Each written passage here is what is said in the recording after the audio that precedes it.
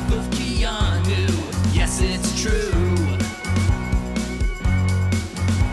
Whenever we see you in another movie, get to wishing that you were in them all. Our hearts cry out, Keanu, haven't aged a day in 30 years. Now we're looking back on your career. Can't get enough of Keanu. So this is where I mentioned that I've been recording for 4 minutes. There you go. It gets us warmed up. Yeah, It's a new thing. Well, I tried to think. I was editing the most recent episode before I came here. Haven't exported it yet. It will come out tonight. But last episode that Mike has not heard was the first one where I tried this new thing where after the theme song, it does not transition into me saying hello and welcome to. It transitions into just us talking. That's awesome. And I will say, listeners, you'll already know this. But that episode begins with Jake saying, "Don't read this on the episode." And then I look up and read this scathing negative review someone wrote about us on iTunes. Not us, me and Matt. They didn't like me and Matt. It is it's a 2 out of 5 star review by someone who is a big fan of my work and then is like, why the fuck did he pick these two dummies who think they're comedic geniuses and are not funny? And buckle up, Buttercup, for what I'm about to bring to the table. Hell yeah. Jeez. It's like a third of us is going another one. So I think this is a really good time to say welcome to Can't Get Enough of Keanu, the internet's premier Keanu Reeves podcast, in which we explore the filmography of that great, ageless, enigmatic Canadian actor movie by movie. I'm Patrick Willems. I'm Jake Torpey. I'm Matt Torpey. Hi. Welcome to the show. I hope you're all feeling okay because Jacob and Matthew, the people that the nice boys that you usually know, are not Right, here named after today. the apostles. Yeah. Yeah. We're replaced by Jake and Matt, the cool ones. I'm Matt. I don't give an F. I'm Jake. My cap is backwards and red. I mean, this is a very Christian podcast. It is. Yeah, we've talked about this before. What were we... Keanu, honestly, isn't it weird that Keanu has never played Jesus? It is. For a guy who has the hair and the beard all the time. Yeah, now. John Wick looks pretty damn close to Jesus Christ. Yeah. Well, John Wick is a Christ-like figure. Think about it. With the a long big old hair. Hair's crucifix the right on length. his back. Yeah. Isn't it a tired trope, the like Christ-like figure at this point almost? In movies? Yeah. Like in film as like you go like, yeah, and actually like he's sort of a Christ parable. Yeah. I just feel like we'll talk about this months from now, but Neo, Right. there's some Right, Jesus right. stuff there. For sure. It's like Spoilers, when he dies in The Matrix Revolutions, got his arms out. I remember rolling my eyes when I came out of... I watched Gran Torino in theaters. And, Clint Eastwood at the end of that gets shot by a bunch of gang members. And I remember not really thinking too hard. It's not like during the course of the movie I was like, oh, it's obvious he's a Christ parable. This, his character is going to die like Christ. And then he gets shot by a bunch of gang members in front of like somebody's house and falls backwards on their yard with his arms sideways and his legs together. And then it just hit me so hard. I was like, are you fucking kidding me? yeah, But They ended it like this? But it's Clint. not over yet, because you know what happens after that? he sings. He sings about a Gran Torino. Yeah. I actually don't remember how the song goes. And even... That's like the lyric. It's pretty much... that movie came out in 2007. I You thought guys he want was to hear a joke? 98. You guys want to hear a joke? Yeah. No. Why did Mary Magdalene like Jesus so much? Why, Matt? Because he was hung like this. And when Matt said this, he put his hands out sideways. Yeah, that was maybe one of the all-time worst jokes for an audio medium. Yeah. Everyone gets it. Come on. This is a Are you time an idiot? So guys, I want to introduce our guest because he's been sitting here politely not making a sound with his hand clamped over his mouth so that he does not make a sound The into prodigal the microphone. son himself. Looking disappointed at all of us. Yeah, because he's like, I have so many funnier interjections to make, and you're not making them or letting me make them. Welcome to the show, our childhood friend, cartoonist Michael Curran. I feel the wind blow in my Gran Torino. don't get it. I saw it. Yeah, I love that movie. No, I don't love that movie. But You mostly get the it, song. man. Oh my god, that's one of those movies that I know we're on a Keanu Reeves podcast, but Yeah. Gran Torino is one of those ones that We're talking. This is was it Crazy for Clint? Yes. Yeah. Ooh, Clint, we got to work on. His name is. Gran Clamoring Torino was for one of those Clint. ones I saw in high school, and I've got Wood for Eastwood. that's a That's good one. great, That's yeah. good. Yeah, I like that one. Continue, And Mike. I remember watching it in high school and being like, oh, it's kind of a dumb movie, but I didn't think more about it. And then recently, within like the past year, just went down a YouTube hole of watching a bunch of clips from Gran Torino, and I was like, this is such a garbage mess that I kind of love it now. I mean, it did teach us all that racism against Asian people isn't good, Yeah. and you Right. shouldn't do it. The thundering revelation you had at the end of that, where you're but like, also- I "Whoa." mean, Crash taught us that racism against black people and Latino people and people from the Middle East is bad. Right. But it took Gran Torino to teach us that racism against Asian people is bad. Yeah, I saw Right. Crash and I was like, well, I guess everybody else is still on the table. Right. Which, but I was wrong. Opposite I saw Gran way. Torino. Gran Torino, racism against Asians, not cool. Everybody else, whatever. Yeah. I definitely, I love, and movies. He's certainly- not cool to anybody else. I mean, movies certainly are my like instructional manual, and whatever I haven't seen, I don't know. Yeah. You know what I mean? And I Yeah, will not, exactly. I will not learn by any other source. Yeah. So Crash was a big deal for me because I apparently was being a monstrous person before that.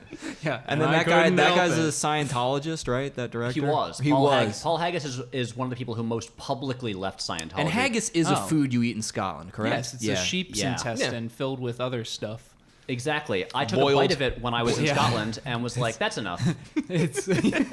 I have had enough of I'm all this set. haggis. Yeah. Just sounds like the best meal ever. Yeah.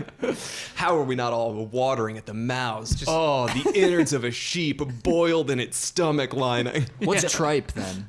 Same thing, I think. No, tripe is a different thing. See, when I think of tripe, my one memory of tripe is when I was in Ireland. My, at the time, I believe, 5-year-old cousin, whose name is Pather, which is the Irish for Peter. Powder? But it's the weird thing with the Irish language is there's this sort of like combo DTH sound. Interesting. So it's like, so Pather. some people say like Pather. Yeah. And anyway, hard to pronounce name, but I remember at some point we were just sitting around like the family, and I'm visiting. We're sitting around the dinner table, and Pather just out of nowhere goes, in his high-pitched child Irish accent, liver and tripe. and we're like, what? He goes, liver and tripe. It's a meal. And he just thought of a meal he had once eaten, which was liver and tripe, and kept I feel like saying this it. is a commercial you saw in Ireland, and you're like, this happened to me. Yeah, that's. It was my small cousin. Jake, do you remember when I was over at your place and your small cousin came in from outside and he was covered in snow? He was essentially a snowman, and then he ate some Campbell's chicken noodle soup and he melted away to his normal self. Right. Do you These remember are when all my- memories. My cousin our cousin was a snowman too. We had another snowman cousin. Oh, right. And right. he was drinking brisk. Because he had gone outside and it was too hot and he became a skeleton. He had to drink brisk to turn back into a Right. snowman. Wow, But then you he made the call mistake back. of eating a packet of Gushers, and whoo, his head. Right. Yep. And then he drank a Capri Sun and he was Turned to liquid. He was a silver snowman for a while. Ate an airhead. His head took off and hit a plane. Yeah. By the way, a thing that I just realized is, so last year when I was in Ireland, I saw Pather for the first time since he was like 5, Right. and he's now a cool like 18-year-old. Yeah. And liver and tripe. and I discovered that he had watched like all of the videos on the YouTube channel, and so now I'm realizing he might listen to this podcast also. yeah. Like and so Pather, sorry that I probably didn't pronounce your name very well. Sorry about bringing up a weird story and doing a bad impression of childhood Liver you. and tripe. It's a meal. My tripe. Wait, was that Mario? That's It's a meal. When you said it's a meal, that's immediately what I thought of was Mario. So as Hey, everyone I thought of a millennial meme where it's What? Mario looking at an ass and he's saying it's a meal. Yeah, and that's a gonna meme go. for the 21st century. No, baby. Michael. Yeah. You're locked in. You drove up here. No way out. Matt is our main meme consultant on the podcast. No, I don't want. He's known in some circles as the meme monger. Yes. And obviously, he's this is a feared. podcast about Keanu Reeves, as you can tell from the past 10 minutes of discussion about that specific topic. Goodbye, Yes. first listeners. Yeah. Honestly, I think this is Point Break's important my about the favorite film. podcast because, like we discussed on that in that negative review that we read in the last episode, some people are not into a podcast that does not dedicate 100% of its time to the specific topic that is that like it's set to talk about. Yeah. And we like to start off right off the bat, like, we want to make it clear this will not be that podcast. Yes. Yeah. We got to give you 10 minutes of like weird filler that's all kinds of strange personal It's not stories. filler. This is the meat I know it's not of the filler, podcast. but I'm trying to say. We're not. Think how many times that dude just hit the 10 seconds forward button. Oh my god. They're still talking about liver? Jesus Christ. Mike, don't worry. That guy quit our first episode 45 minutes in. Yeah. It Yeah, was over. that's how unbearable Wow. we were. He made it so much further than me. Yeah, the most human Thanks for beings showing in us your day-to-day. support, buddy. Like 10 minutes, I was like, I don't need to listen to this. Yeah. So, Michael, Yes. a couple questions for you. Okay. By the way, we're just going to call you Mike now. That's fine. It feels weird calling you Michael. Either or. So I believe you mentioned right before we got on mic that you have a bone to pick with our own Jake. Oh, I do, actually. Yeah.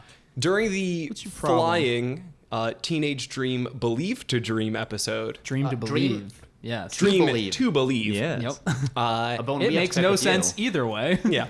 Oh, by the way, can I just say? Yeah. A friend of mine who is starting grad school at NYU in their cinema studies program, and has to be like a projectionist for Yeah. their all the screenings there.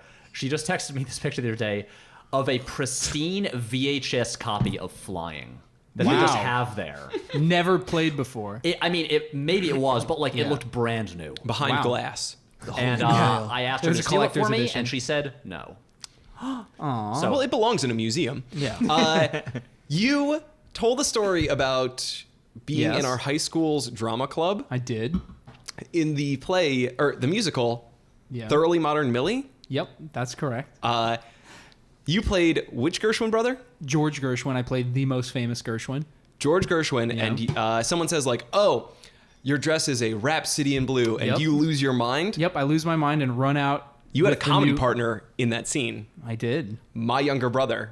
No, I Yeah. did not. Yeah. Yes. friend of the podcast, Jack Curran. Jack Curran. By the way, is Jack's first name really Jack or is it John? It's Jack. Okay.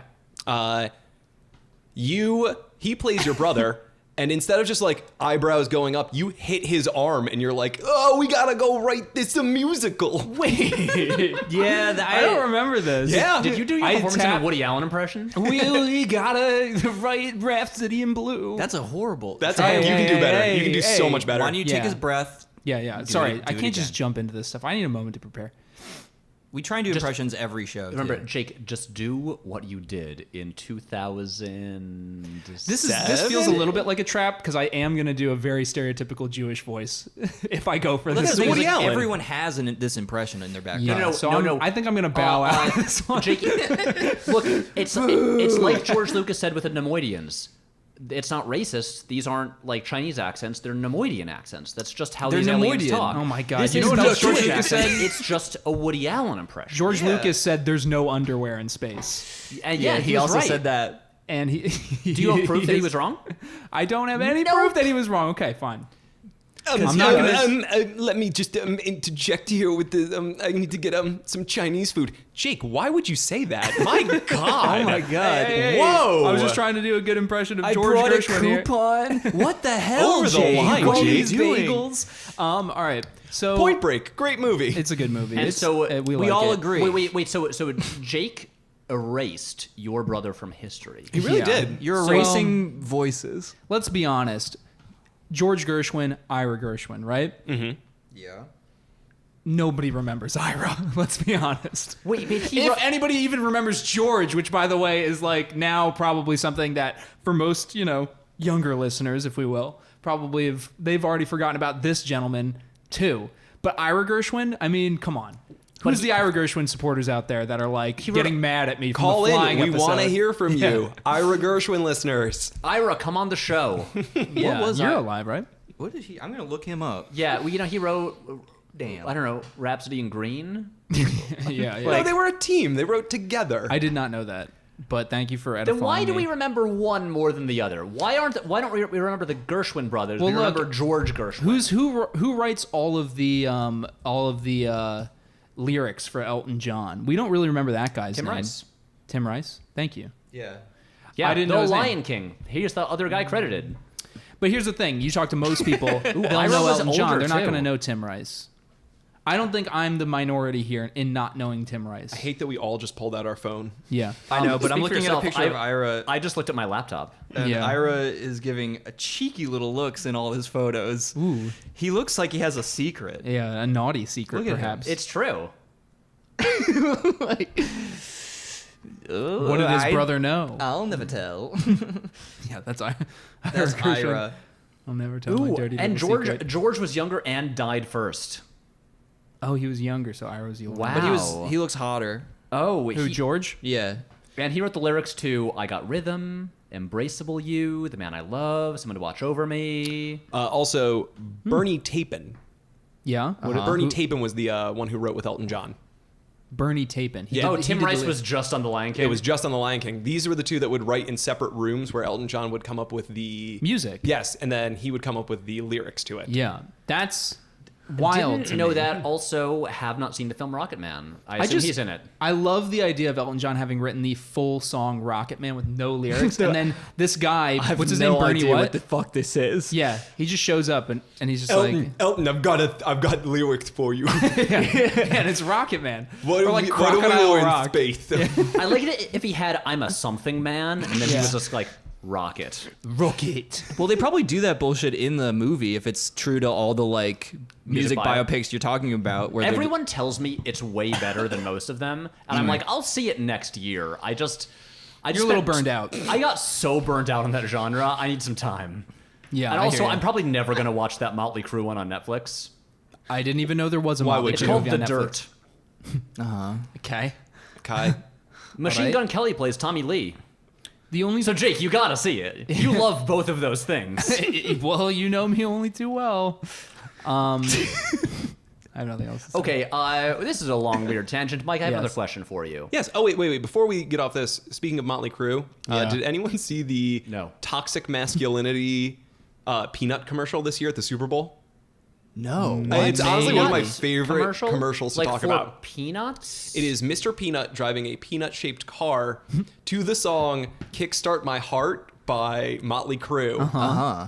And at one point, he drives past a bus station, and Charlie Sheen's waiting for a bus and goes, "And I thought I was nuts." Are you And fucking he, kidding me? Oh, it gets so much better. It gets so much better. He is literally racing at full speed through city streets to get to someone who's about to eat kale chips and Okay. instead replace it with the manliest snack we know, peanuts. And This will fill Charlie you full of Sheen's tiger blood? in it, just Charlie being Sheen's like, in "Go it. get him." Yep. He needs money for his HIV medication. Yeah, which he gave to many unsuspecting women and never told them. Yeah. Yeah. This got dark fast. Well, sorry, that's just a truth about Charlie Sheen. Sorry, everybody. That's what happens when you talk about Mr. Peanut. Yep. He's That's got a lot of skeletons in the Mr. P- closet. Yeah. A lot of shells in the closet. So, I'm still goddamn proud of it. By the way, can I say something? Charlie Sheen No. was almost cast as Johnny Utah in the movie Point Break. Was he really? Yeah. wait, Jake, you're skipping ahead. That makes No, sorry, it's a- it's a that nice makes opening. Perfect sense, by the way. This is a segue. We Time just it- brought him up. time in his career? I wanted, before we talked about the development of this film, I wanted to ask Michael questions. Oh, sorry, I didn't know. I'm sorry. Mike. So, since you are a guest, it is time that we I return love to. this voice that I've never heard you use before. What are you talking about? You're a good friend of mine. I use this voice all the time. I'm just gonna gaslight you into thinking that, it's that you fine. can't remember anything. Michael, haven't it met is Pouty time Pat. to return to a recurring segment on the show Yes. that the audience is always just like salivating for more. They're foaming at the mouth, being like, "When? Yeah. When are you gonna do more?" Of this segment, and the problem is, like, we can only do this segment when we have guests on. Yeah. And so it's been weeks, and finally, It's been weeks. finally, it's been several weeks since we've had a guest. And finally, Mike, can you tell us your Keanu Chronicles? When did you first encounter Keanu Reeves? I was honestly thinking about this on the ride up. I remember seeing Bill and Ted's Bogus Journey. I believe that was the first Keanu Reeves movie I saw on like an HBO or some cable channel. Cinemax. Probably. But I remember the vivid memory from that movie is when they go to hell and thinking this movie was radical. Fair. It was, that was probably the first Keanu Reeves movie I saw. And then I loved The Matrix. I think that was where I like really truly fell in love with Keanu Reeves. I remember, as did many a poor soul. I remember watching The Matrix with a friend, and we could not be more than 12. But we sat down and we started talking about The Matrix and how like basically we like fell ass backwards into, well, what if they like restarted the program and like, but that means they'd have to have the Matrix a bunch of times and there'd be like a bunch of Neos, and two pimple-faced 12-year-olds came up with beat for beat the plot of the next two movies. It's like, oh, okay. Yeah. And so I remember going to see Matrix Reloaded with Jake. Yeah, I remember this. And yeah, we like saw Matrix as the Reloaded in movie theaters together. progressed, this was the moment where I was like, oh, movies can be bad. Yeah. And I was like, I guessed this whole plot like a long time Yeah, ago. like years in advance. Damn, that's pretty cool. So you're one of the people who didn't like Reloaded upon first viewing. Because you would have been 13, I think. I was 15. I was not willing to admit I didn't like it because we saw it with a group. So it was definitely that group mentality of, oh no, I liked it. It was cool. Like the bunch of people fight. Like there's so many Mr. Smiths. Whoa! Just this weird, vaguely determined group pressure to just say that you liked it Like for you some liked strange it, reason. yeah. And you finally admit to yourself alone. Yeah. You're like, Matrix Reloaded wasn't a good movie. Yeah, why It do was I like feel Lord of the different? Rings. I'm like, but it was so long. I must have had a good time. That is good. That and Phantom Menace were like the two movies that I told myself for a long time, Oh boy, these yeah. are good movies. Yeah. See, this always blows my mind because when I was, I think, 11 when The Phantom Menace came out, I loved it. And everyone I knew loved it. And so, because, like, if I was older, I probably wouldn't. But as, like, a child, it was amazing. Yeah. And I always, like, whenever people are just like, oh, yeah, right, like, I was, like, a little kid, but I knew it sucked. I'm always like, really? Yeah. You were, like, it had all this spaceships and lightsabers, and you're a stupid child. You really could tell it wasn't good at that age? I was never Yeah. a child. Yeah. I was always a discerning and highly critical and worldly and disappointed person. I was like, oh yes, the problem with the Phantom Menace is clearly that there is no real protagonist, and it doesn't know who to focus on. I loved the trade agreement shit. I was like, this is for grown-ups. I'm like watching The West Wing. That Hell was yeah. it. But- I felt smart Get because it out of had here, some Ewoks. boring stuff. Yeah. But then it was just like all I wanted to see was Jedi hit things with lightsabers, and it happened really early on. And I was like, great, I'm in. Dude, But and the Jar one- Jar Binks had me laughing. He was so God. funny. That I couldn't get did- enough of Jar Jar. You really go back and look Yeah. at that and you're like, wow, I enjoyed that as a kid. Yeah. And you're like, oh, I will- no. No joke that I did not like Jar Jar, but mostly because I thought he was a replacement Chewbacca, and there's just like I just wanted a Wookiee that didn't even speak Yeah. a language really. The theory that Jar Jar is supposed to be a drunken Sith master makes Oh, so yeah. much sense to me. Having like Does rewatch, it? no rewatch Empire Strikes Back. The beginning scene with Yoda where he acts kind of like crazy and throws him off the path, but it's Yeah. as if you took that scene and stretched it out for a movie. Yeah, he's the And it's big... like that joke is a 5-minute joke, tops. Yeah. Right, but that's the thing. It's and Yoda only does it to one person. It's not like he then goes to another planet and fights in a war and keeps being a weird bumbling fool. Well, he's not a Sith Lord. That's true. Those It's Sith true. He doesn't Lords, have unlimited electricity power. they commit to their bits. Yeah. So, Bill and Ted was your entree. Bill and Ted's Bogus Journey was your Yep. entree. Did you ever Sure. see the? I mean, I know you eventually did, but as a child, did you go back and watch the first one? I did not. Ooh. Interesting. You know when you're a kid and you just catch a movie on cable and you're just Yeah. like, I don't know what this is, but I'm just going to sit here and watch it. Yeah. You never do further research on it. That Yeah. must be Yeah, happening all the less, time. though, right?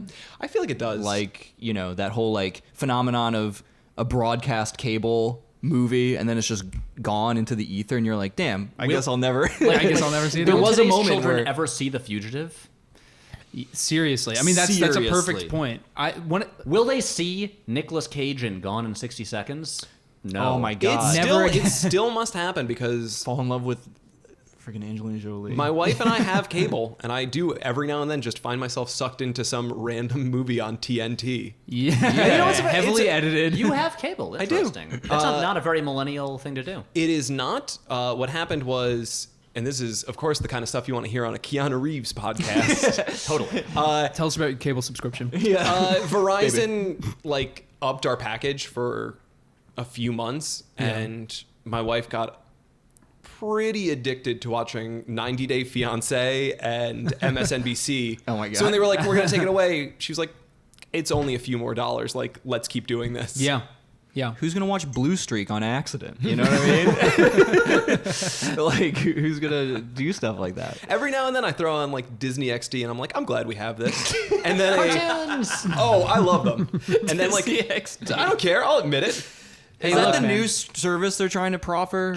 No, that's Disney Plus. Disney XD's been around for like 15 years. I don't It's know what, shit about it. I it's just know what Gravity Disney's Falls was growing. on. That's all But I know. Disney Plus, it's like inescapable. It is like all media news is now just, and then this is going to be on Disney Plus, and new show announced for Disney Plus, and this movie going to premiere on Disney Plus.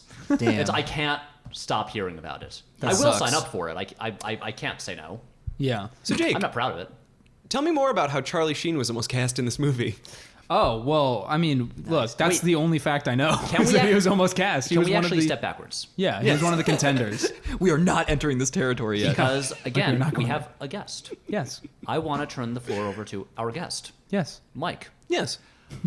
Why did you ask to be on the Point Break episode? And I realize I asked you this question as you were wearing a Point Break t-shirt. Oh, I love this T-shirt. Painted. Personally painted. Yes, for my- by the way, there will be pictures of Yeah. Mike and his shirt on the Twitter and the Instagram. Oh yeah, don't worry about that. And maybe Vero, Snapchat, Yeah. everywhere. Pornhub. WikiFeet. Yeah. You can see them. So Mike, why Point Break? Point Break was a movie that played very heavily into my late teens, early 20s. As I left home when I was 18, and I moved into this house with my older brother's former college roommate. By the way, to make it very clear to our listeners, Mike has had a weird life. I really have. So we lived in this house that was essentially like an adult frat house. It kind of felt like the movie Old School. But every weekend there was a rotation of movies that would just play over and over again. Big Trouble in Little China, Wedding Crashers. Yeah. Hell yeah. I'm Hell a bro. yeah, bro. Get ready. Buckle up. Yeah. You are wearing a backwards baseball cap Damn as right I you am. sit here at the table. There was Big Trouble in Little China, Wedding Crashers, Roadhouse, Nice. and of course, Point Break was also the fourth movie that, like, just on a constant loop, these movies were playing. Just on the television Yeah. set. And it's perfect. I mean, you got your Kurt Russell, you got your Vince Vaughn, you got your double Swayze. Yeah. You got your double What swing. more I do you am need? crazy for Swayze. Oh my gosh. Who isn't? Come on. Okay, wait. That That's, dude is that's your lovely. spin-off podcast. You were a guest on this, and this is where you're like, and come listen to my new show, Crazy for Swayze. Yeah. Gear Up, it ends very sadly. We're just going to review that. Here's one of the great parts about having cable. Yeah. The Paramount Network is doing the docuseries. Fuck you, Matt. No, it's just funny. Yo, It's just- cable rules, dude. Yeah. They're doing the docuseries about Patrick Swayze. Where they interview I a am bunch of- Patrick Swayze. Oh, Yeah. it looks so good. You know what else is on the excited. Paramount Network? I'm going to appear on a show on that Oh, network. shameless Talking plug. about Point Break. Oh my god. Shameless plug. Yeah, That's actually, awesome. though, apropos talking about Point Break, you're They right. didn't ask me to sign an NDA, so I guess I can say this. Yeah. Of course, yes. You're free. Here's the thing. Spill the beans. It might not actually be on television. It will probably be on the internet. And they're like, yeah, and then it might run on the Paramount Network. But it was for the Paramount Network. I am one of many talking heads talking about various movies from the 80s and 90s. Hell yeah. That's One of awesome. them is Point Break. I shot it in the same building where Jake works. That's true. Anyway, like the point of the story is I last week got paid money to go on camera and talk about why Point Break is good, and it is the easiest, best money I've ever made. The best money. I was so happy. So yeah, I constantly watch this movie, and it's funny you say that I should have a podcast Crazy for Swayze, because I realized watching this movie last night that I know this is a Keanu Reeves podcast. Swayze is the only thing I'm here for in this movie. He does steal. I would The also only agree. thing? Have you seen Gary Busey's Gary performance? Busey. Okay, Yeah. solid point. But also, the thing that like didn't register with me when I watched this as a teenager, but now I realize it watching it as an adult, Bodhi, Patrick Swayze's character, has this like over-the-top personality. He's very charismatic. He has this cult of personality around him. You get why people are following him. Mm-hmm. What doesn't make sense is Keanu Reeves is essentially like a houseplant that he's talking to. That he's like, surfing, man. It's like where you lose yourself and find yourself. And Keanu just responds with, and then Patrick Swayze is like, this is the dude. This is the dude I'm going to sacrifice everything for. Yeah. Just because he's tagging my ex, I'm like, I'm going to give up all my other friends. I'm going to sacrifice myself. They will all die. See, I'm not so sure that's what happens. Ooh, let's get in. Get into it. Let's you do know this. what? You know what the Let's get problem into though porn is. parade. This is overall is Johnny Utah is the reason anything goes wrong, and everything would basically seemed like it was going fine. And then my take is that he's actually a pretty bad police officer. Oh, he's terrible at his job. And he basically ruins everyone's life and gets a lot of people killed that weren't getting. Everyone was fine. And then he's in it, and then he just fucks everything up. I mean, he's not very happy at the end because I think he realizes that he has destroyed many lives. That's why I was Yeah. glad when he threw away the badge. I forgot he did that, but I was like, damn right you throw that badge away. You get off the fucking force. You like ruined it. You blew Tom Sizemore's cover. You got everyone killed. No matter how long this podcast is, whether it's 5 minutes, whether it is 6 hours, I'd like to spend the majority talking about Tom Sizemore's character in this movie, who is supposed to be like a 28-year-old and has never looked less than 50. Yeah. Even in this movie where he does look pretty young, he still is like, Undercover yeah. is pouring beer into Cheerios. And Yeah, also, dude. no one's looking at him. Deep Yeah. No one's watching him in that moment. You don't that get it, means do you, man? He just loves beer on No, Cheerios. you gotta live the life You of ever had a bowl of wastoid. Beerios, dude? Come on, it's Beerios, awesome. brah. Part Also, of a balanced breakfast. He comes in and he Brown's screams at breath. Johnny Utah, who has wrongly accused this group of surfers as being the ex-presidents. Did they have a tag? Correct. Did they have a gang name? They did not. The one is named Warchild, which is one of my favorite names. In Back Off Warchild is one of the great lines in this movie. I was saying to Matt when we were watching this earlier today that it's right up there with Cool It Action in West Side Story. But I want to say I just looked this up. So a member of this gang is Anthony Kiedis from the Red Hot Chili Peppers. Oh, yeah. Who is only 1 year apart in age from Tom Sizemore.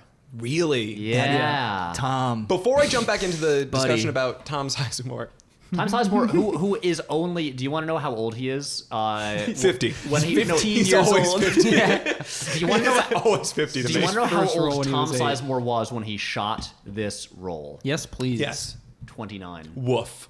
That is a rough 29 time. Yep. My man looking Yep. bad. Well, it's the best he would ever look. That does not surprise me that Anthony Kiedis is as old as him. Do you remember when the Red Hot Chili Peppers performed at the Super Bowl Yep. and looked like everyone's dad? Leathery men. The more Anthony Kiedis ages, the more he and Iggy Pop converge into like basically yeah, like that just the blew my same looking mind. guy. These Yeah. two men very good. who insist on not wearing shirts, no matter how old they get. But with Iggy Pop, it feels more like a statement. With Anthony, it feels like a dude vainly trying to like hold on. What's to up? It's it. California. Yeah, Yeah, California. whoa, and Let's it's take our just like- shirts off. The sun. No, yeah. You know, I'm already forgetting his name. Levine, the lead singer of Maroon 5. He's Adam gonna join Levine. that crew though. When he Do hit you- like another 20 years. Do you think his tattoos were real?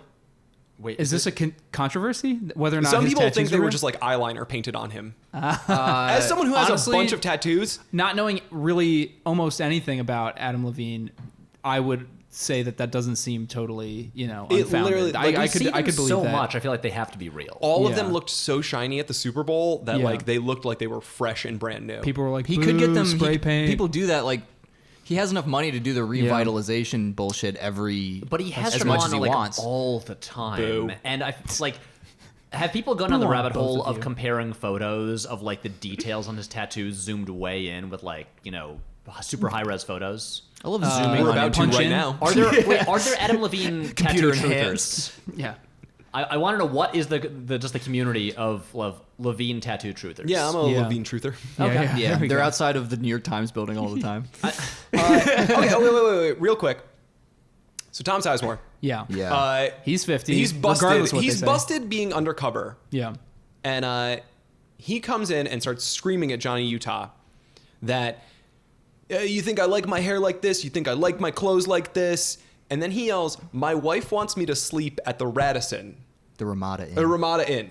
Please. Yeah. Why are you contacting your wife? You're undercover. You're bad at your job. Every FBI agent is bad at their job in this movie." Yeah. I mean, like, even during that raid sequence, Utah shows up, like, drunk and late. Yeah. Yep. It's a raid, like, with armed people that are potentially going to murder the FBI agents. He's like speeding down the highway. He just bursts out of his car late to his own raid, just gun drawn. I think we agree Johnny Utah, yes, is pretty sloppy at his job. also But he's a good shot. He's a damn good shot. kills his first person. Yeah. His first confirmed kill during that raid. And I did not realize it until this viewing when Pappas walks up and is like, "It's different than shooting paper targets, right?" And I realized, oh, this is the first time he's killed anybody. Yeah. And Keanu Reeves is still just like stone faced, like, What? yeah. Yeah. Well, It look, was- man. For Keanu, in Keanu's defense, he shook up because his face almost got mushed into a spinning lawnmower blade. You know? Yeah, He's not civilians gonna be- almost died. Yeah. Yeah. So Women just got mowed, like Yeah. Two women girlfriends, just get although- mowed down. Oh my god! Although one of them was like one of them was like okay, hard. the like, naked she, one like, yeah. takes out is the most dangerous person in that house. Yeah. she takes out like 3. She's the most FBI badass agents. person. more than anyone with a gun. Yeah. She's nude and she's still kicking people in the face with body armor and stuff, like wait, stabbing wait. people. Should we address the plot of this movie? Oh yeah, I mean, no. we're talking about the raid sequence like thoroughly in the middle We're of the movie. going to get into it, but I just wanted to know why you requested Point Break. Gotcha. How many times have you seen Point Break over the years? Would you say? Ooh.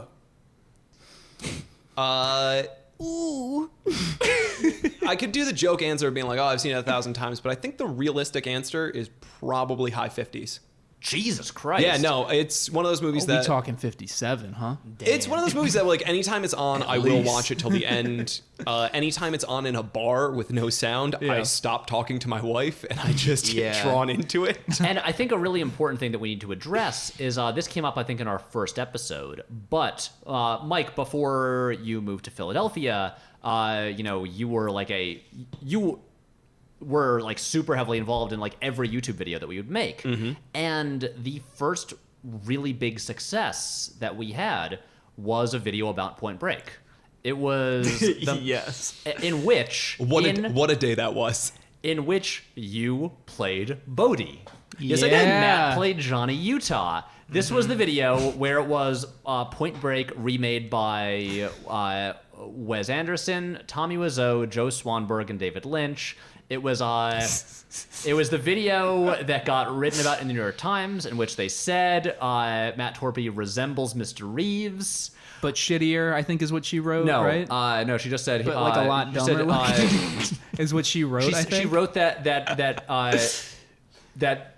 Mr. like if Tor- Keanu Mr. Reeves was Torpey- an utter idiot, right? Is Yeah. what she Yeah. wrote. If Keanu Reeves looked more like a blank wall, Matt Torpey. Hey. Gotcha. But anyway, we it is like this movie does play a role in kind of like in the work we've all done together because we all collaborated on this video that was a success. And Pat, me and you took turns playing Pappas.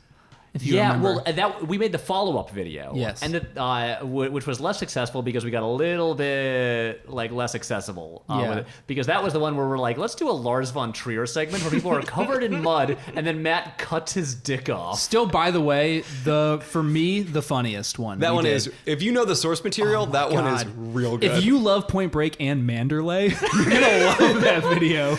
And we You're a literally big Dogville fan. we rented a studio Yeah. in Manhattan God, that's right. and used masking tape to make lines on the floor, Yep. Dogville style, to do the skydiving sequence with Yeah. these guys laying on their stomachs on the floor.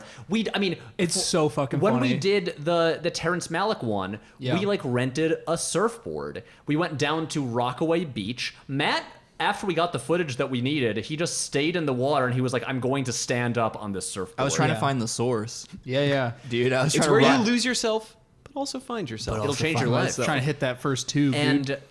And very importantly, it was shooting that video Yeah. that the classic incident occurred. The incident that we still reference on an almost weekly basis. Yeah, it's pretty good. In which we were shooting a scene at Brighton Beach, and Matt went to Rockaway Beach. Yep. Oh. But we referenced the text chain Listen, that I'd was only sent been to you. And I'd only been living in New York for a number of years. It's a completely understandable mistake. Also, I was thinking about that video recently, and diehard fans of Pat's YouTube channel, if you want to know what shooting a video with Pat was like, it was a very long day. We were shooting basically all of it in like one day, having to work around everyone else's schedule. I apologize in advance for whatever you're about to say. And I just Yeah. remember we got to the David Lynch one, and it was in my apartment. I'm sitting on the floor. I'm so fucking tired from the day. We've been at it for like hours and hours and hours. we literally went to Brighton Beach that morning and came back. Back to Harlem. And Pat just puts a camera in my face, puts a Ronald Reagan mask on me, and just goes, all right, now speak backwards fluently. And I was like, I'm tired. I fucking want to go to bed. And then say, are we going to jump or are we going to masturbate backwards fluently? And you know what? He did. 500,000 views. Front page of Reddit. New York Times interview. Who was fucking right? Me, baby. Me. It all paid off. I'm just saying, mine and the Torpey's blood really watered his plant. The sweat of our brow. Thank you, Mixed everyone. the mortar involved. that is the kingdom he built. So anyways, Johnny Utah is an FBI agent. Yeah. He's bad. Anything bad that happened in the film occurred because of Johnny Utah. You can link it directly. I love Johnny Utah. Me I love too. him, and I think that to give him a little bit more credit than Mike had earlier, like, I think he works as this kind of like dumb former jock who got this big job and is an adrenaline junkie, but he's also super impressionable. So he sees someone cooler than him who's like also a jock or whatever. He's very like moldable clay. He's like a cult personality's sort of like perfect. I will mark. give you Yeah. that, but I will take away because in the scene where, okay, his cover is blown. Right. Bodhi knows who he is. Tyler knows who he is. Tyler fires a gun at his head. Yeah. And throws down. I'm sorry, Tyler. She his shoots the love pillow. interest, She's not trying to kill him. Yeah, throws don't discharge the down weapon. His badge and yells at him. He does not go back to the office at all. He has clearly brought her to his apartment and just calls her to apologize. You're Yeah. an FBI agent. Your cover's been blown. Get the hell out of there. Yeah. What are you doing bringing her back to your actual apartment? Yeah. I know. Or like, I don't. Yeah. Well, he's also been using his real name. That's true. But also remember, it is you. First of all, this is a pre-internet world. They can't just go on Facebook and be like, "Oh, under his like work experience, he works for the FBI." Yeah, he doesn't they- have a LinkedIn profile. Can you imagine if they go on LinkedIn? They But just no- saw but Hey! FBI. But before he knew that they were the ex-presidents, they already recognized him That's the through thing. some sort of Like, college him level. Like, being Johnny Utah, him like his identity is how he infiltrates this group. Right. Because he's playing football. He just ends up playing football with them on the beach, and then Bodhi's like, "Don't you know who this is? This is Johnny Utah," and they're all fans of his. Right. It's like that is like a major part of how he gets in with this group, and so they do know who he is. Also, remember, the surfing stuff. They make it clear it's all on his own time. He's still like a full-time. They Yeah. do specifically point Investigator. that they're out still again. they're still like managing their Yeah. caseload and all of that other stuff. So it's What not, other cases were they working, do you think? I'm their- so curious. Their Zero. load was very light. Yeah. Their caseload, it was all surfing lessons. No, they were just all, cracking down on like drug smuggling rings and Yeah. like human trafficking and stuff like that. But that's way more easy important, horrible shit was going on in like the state of California, and they were just like, we're gonna get this one glory kill. Chasing bank robbers who have never shot anybody. Right, and- They've never killed anyone. They have just robbed banks. Yeah. And they're just like, listen, don't be stupid. We understand the money's insured, so if we're just gonna take it so we can like I know. surf. And they rob the registers at that. They don't even go into the vault. That's Right. part of their Well, signature but style. again- You burn time in the vault. yeah. Remember, this is why they not give greedy. this case to like the over-the-hill loser that no one likes and his dumb rookie partner. Yeah. His Why do blue they hate flame him? special who's young, dumb, and full of cum. John C. McGinley hates him so much Right away. so quickly, and I think it's because he eats a donut in front of him. Yeah. That is literally all he does. And then John C. McGinley's like, I hate you with the passion of 1,000 suns. Well, it's Yeah. so funny because he's like, so we're working here, and it's a lot of bank robber cases, and then all of a sudden, Johnny Utah's like, I love these things. And he's like, and there's a lot of, you're pretty stupid, aren't you? It's just like, I'm going to roll my sleeves up higher than they need to be rolled Yeah. up. I'm going to roll these sleeves up so high they're going to cut off circulation to my I'm gonna make entire my arm. mouth so much smaller than it even already is. Also, Oh the my line God. is, what I don't know is how you got assigned here. Guess we must just have ourselves an asshole shortage, huh? And he walks away, and Johnny Utah replies, not so far. I also want to point out, nice. He's the 3 asshole. times in this movie, Johnny Utah gets called an asshole. Yes. He's called an asshole by John C. McGinley in that first scene. Mm-hmm. He gets called an asshole when he shows up late for his own raid. Then he calls himself an asshole when he's apologizing to Tyler. Yeah. He finally has internalized it and accepted that he's Yes, one. understood. He Yeah. is an asshole. Yeah. But again, I think part of why they give this stupid case to these guys is because like they suck and they're not giving them the important ones. Right. And it is this stupid case that should be like a simple thing. Well, it's not a stupid case though. Because it's like They're a very They're like notorious criminal there's group. like 1,200 bank robberies. We got 1,000. We solved 1,000 of those cases last year. This group is surgical and like we cannot get them. Right. So it's not a stupid case. It's like it would be a thorn in the side of their reputation as like a bureau. They do go Yeah. kind of both ways with it, where it is a throwaway case, but it's also the most important case that they have. Yes, that's what I mean. Yeah, it's just yeah, like yeah, this it is a little unclear. untenable push and pull between those two things, and mostly it's because Pappas has the surfer's theory, which everyone thinks is silly. But that's He the is only. right. Pappas, the true tragic hero of this Which- movie. which- Pappas, he- he's good police. He's great police. He's the Serpico of the movie. And he zooms in on that guy's butt and is like, look at the tan line. Which He you can also- literally he see that also- guy's full asshole. Look at his asshole. Notice Why? the markings. Why? don't just I don't look know, at but it, just eat it. he just zooms in. Look at his asshole. Okay, I see it. What? All right, zoom out again. Now look at the tan line. You must be a surfer because Man, I'm hungry for one of those meatball subs. Why don't we get one of those things? Utah, give me 2. That line every time it comes up is so funny. That whole scene is hilarious. He's just I'm laughing about sorry. Calvin and Hobbes. He's I like, this need to- Calvin and Hobbes really tears me up. It's Turkey Cemetery. I need to give a shout out to Yeah. one of my friends who has some of the best tattoos I've ever seen. Has a tattoo of 2 meatball subs on his leg with a banner that says "Live to get radical." That's great. I love that idea that that's like the negative in Bodhi's spiritual quest, where the like war child and Anthony Kiedis. They just live to get radical. It's like they just live to get radical, man. It's not the way to be. Yeah. So, okay, we should maybe, now that we're 50 minutes into this podcast, God no. Yep. skip back toward the start because I love the way this movie opens. It beautiful. opens with this sort of like gorgeous slow motion montage cutting between these surfers like silhouetted surfing at sunset who are so good at what they do, like really making surfing into an art.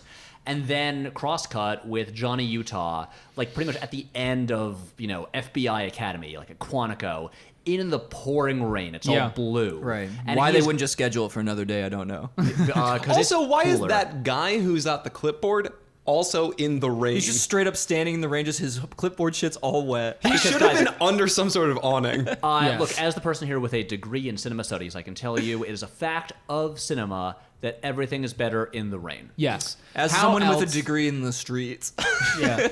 and Michael, our resident life on the streets expert.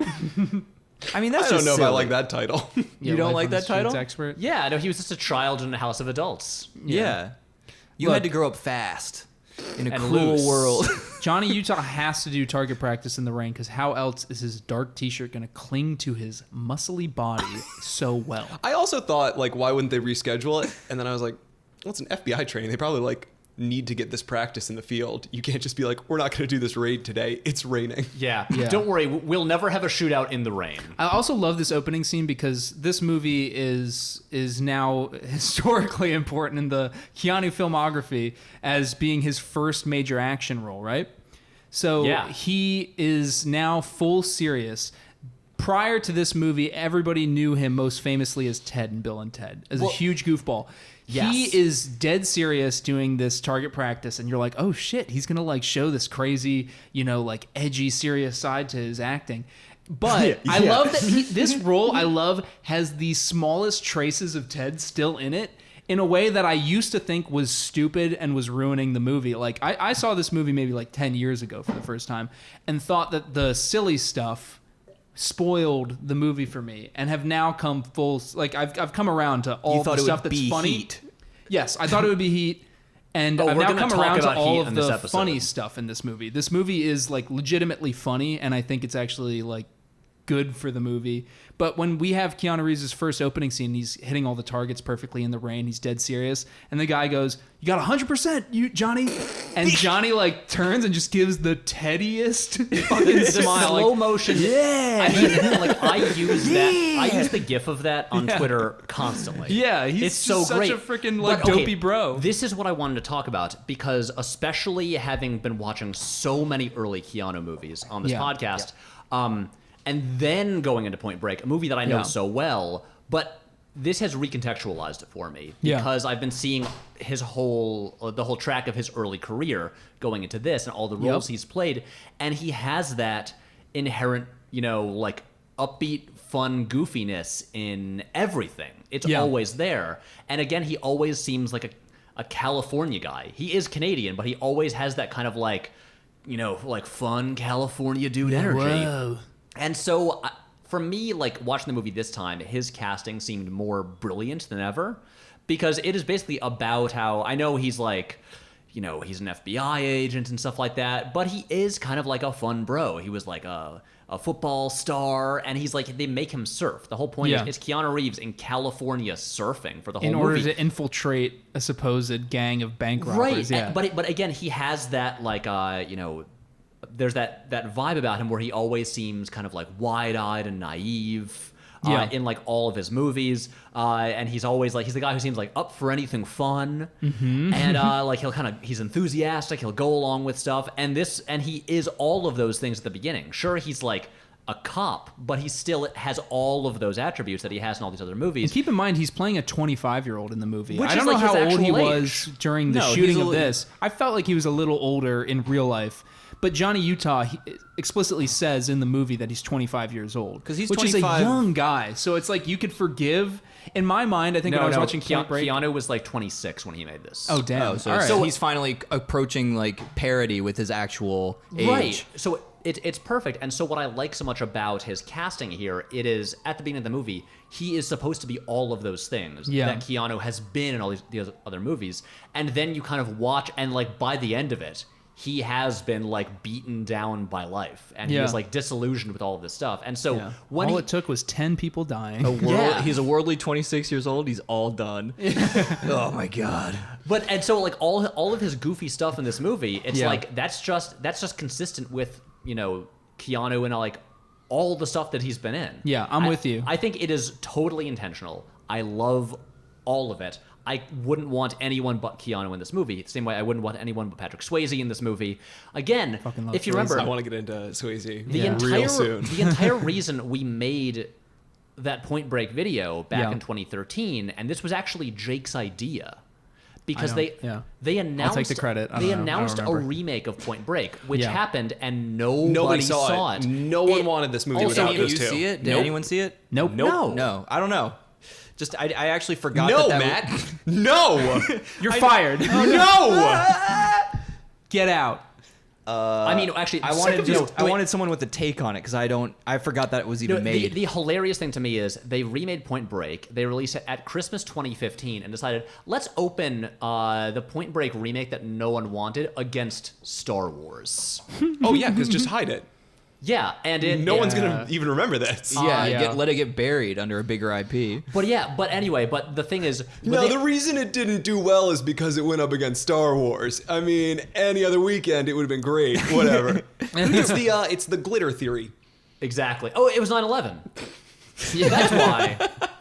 It would have been a big hit if it wasn't for 9/11 bumming everyone out. Oh, I'm sorry. It was overshadowed by a little thing called 9/11. Anyone heard of it? Nobody was about ready to that. have a glitter yet. We weren't ready for that. Yeah. Oh, the one thing that I wanted to say was the whole impetus for us making that Point Break video is they announced a remake of Point Break, and I was like, that's a dumb idea. And I just emailed you guys and was like, what if we did something about Point Break and about how pointless a remake would be, and I was like, maybe let's just do it in the style of some other director or like a better version of it. And then Jake was and like, then genius that I am, right? you were like, what if you combine smart? all of these into a montage about what if all these people remade it? Yeah. But the whole I reason, know. Jake, you're coming out like a rose in this one. I know. By the way, this is the biopic moment that he's describing. Yeah. When we And do the then- Patrick Willems story, this is the moment. This is Yeah, the you're impetus. actually the prologue to my story, bitch. I was gonna say it's very clear that Took a turn. any success I have, any money I make, is from stealing Jake's ideas and monetizing them. No, but what I wanted to say was, Point Break is not good because of the premise. It is a silly premise. It is good because of the execution of the silly premise. It is because course. of who made it and That's who's true. in it. Yes. And Yes. that's what I think is special about it. And Mike, what did you want to say about Swayze? He's hot, A. A, he's hot. B, you don't get that body without being a dancer. I mean, Yeah. That's true. But I think Lean but powerful. in this viewing, I mentioned it earlier, I really am blown away by how much of a charismatic character Swayze is through this whole movie. He is so effortlessly charming. He multiple times tells Keanu that he is in love with his girlfriend, and Keanu's just like, yeah, I get it. When he's like, they have kidnapped Tyler, Yeah. and he's like, I couldn't do anything to her. That's my woman right there. Yeah. And Keanu's like, yeah, no, I get it. Like, if I was a woman and we were together on an island, this would happen. Yeah. I mean, Keanu, look, Swayze is a legitimate monster throughout the film, and it's a testament to his performance that I found still by the end of the film, he's incredibly appealing in some strange way. Yeah. Yeah. You're Right. cheering for him as he goes out into that. Yeah, swamp. oddly enough, you're right. I You would are follow cheering for that him. guy anywhere. He's horrible to his ex-girlfriend Tyler. He abuses her and then sells her and doesn't sell her, but sends her away and as a bait for Keanu, basically under the threat of her getting murdered by an accomplice he has named Rosie. Rosie. Oh, Rosie, Yeah. the crazy one. Who's going to gut her? Yeah, Swayze is literally a sociopath. Rosie also has the line when they find out who Johnny Utah is, Yeah. and they're like, we need to leave, this guy's on our trail. Rosie just goes, you run and you die.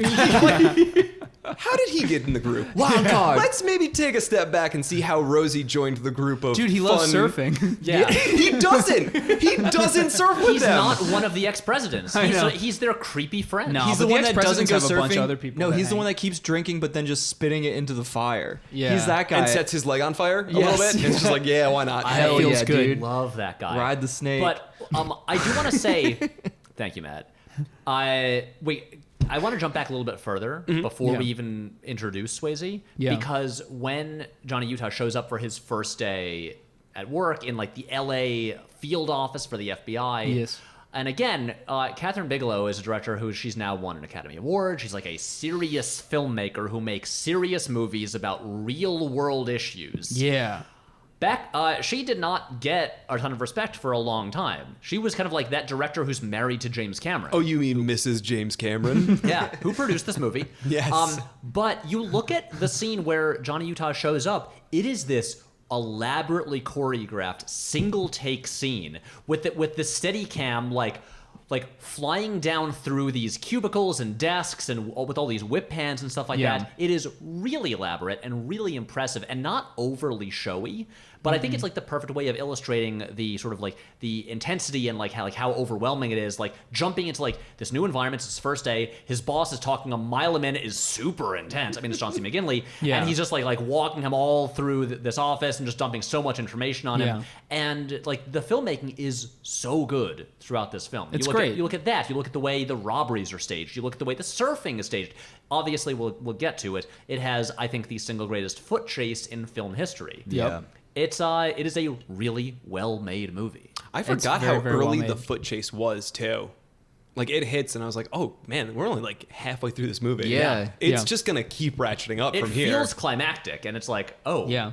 we're just getting warmed up. If you think Patrick Swayze doesn't throw a dog at somebody, Well, you got he nothing coming. throws a dog at someone. The first time you realize he's a sociopath.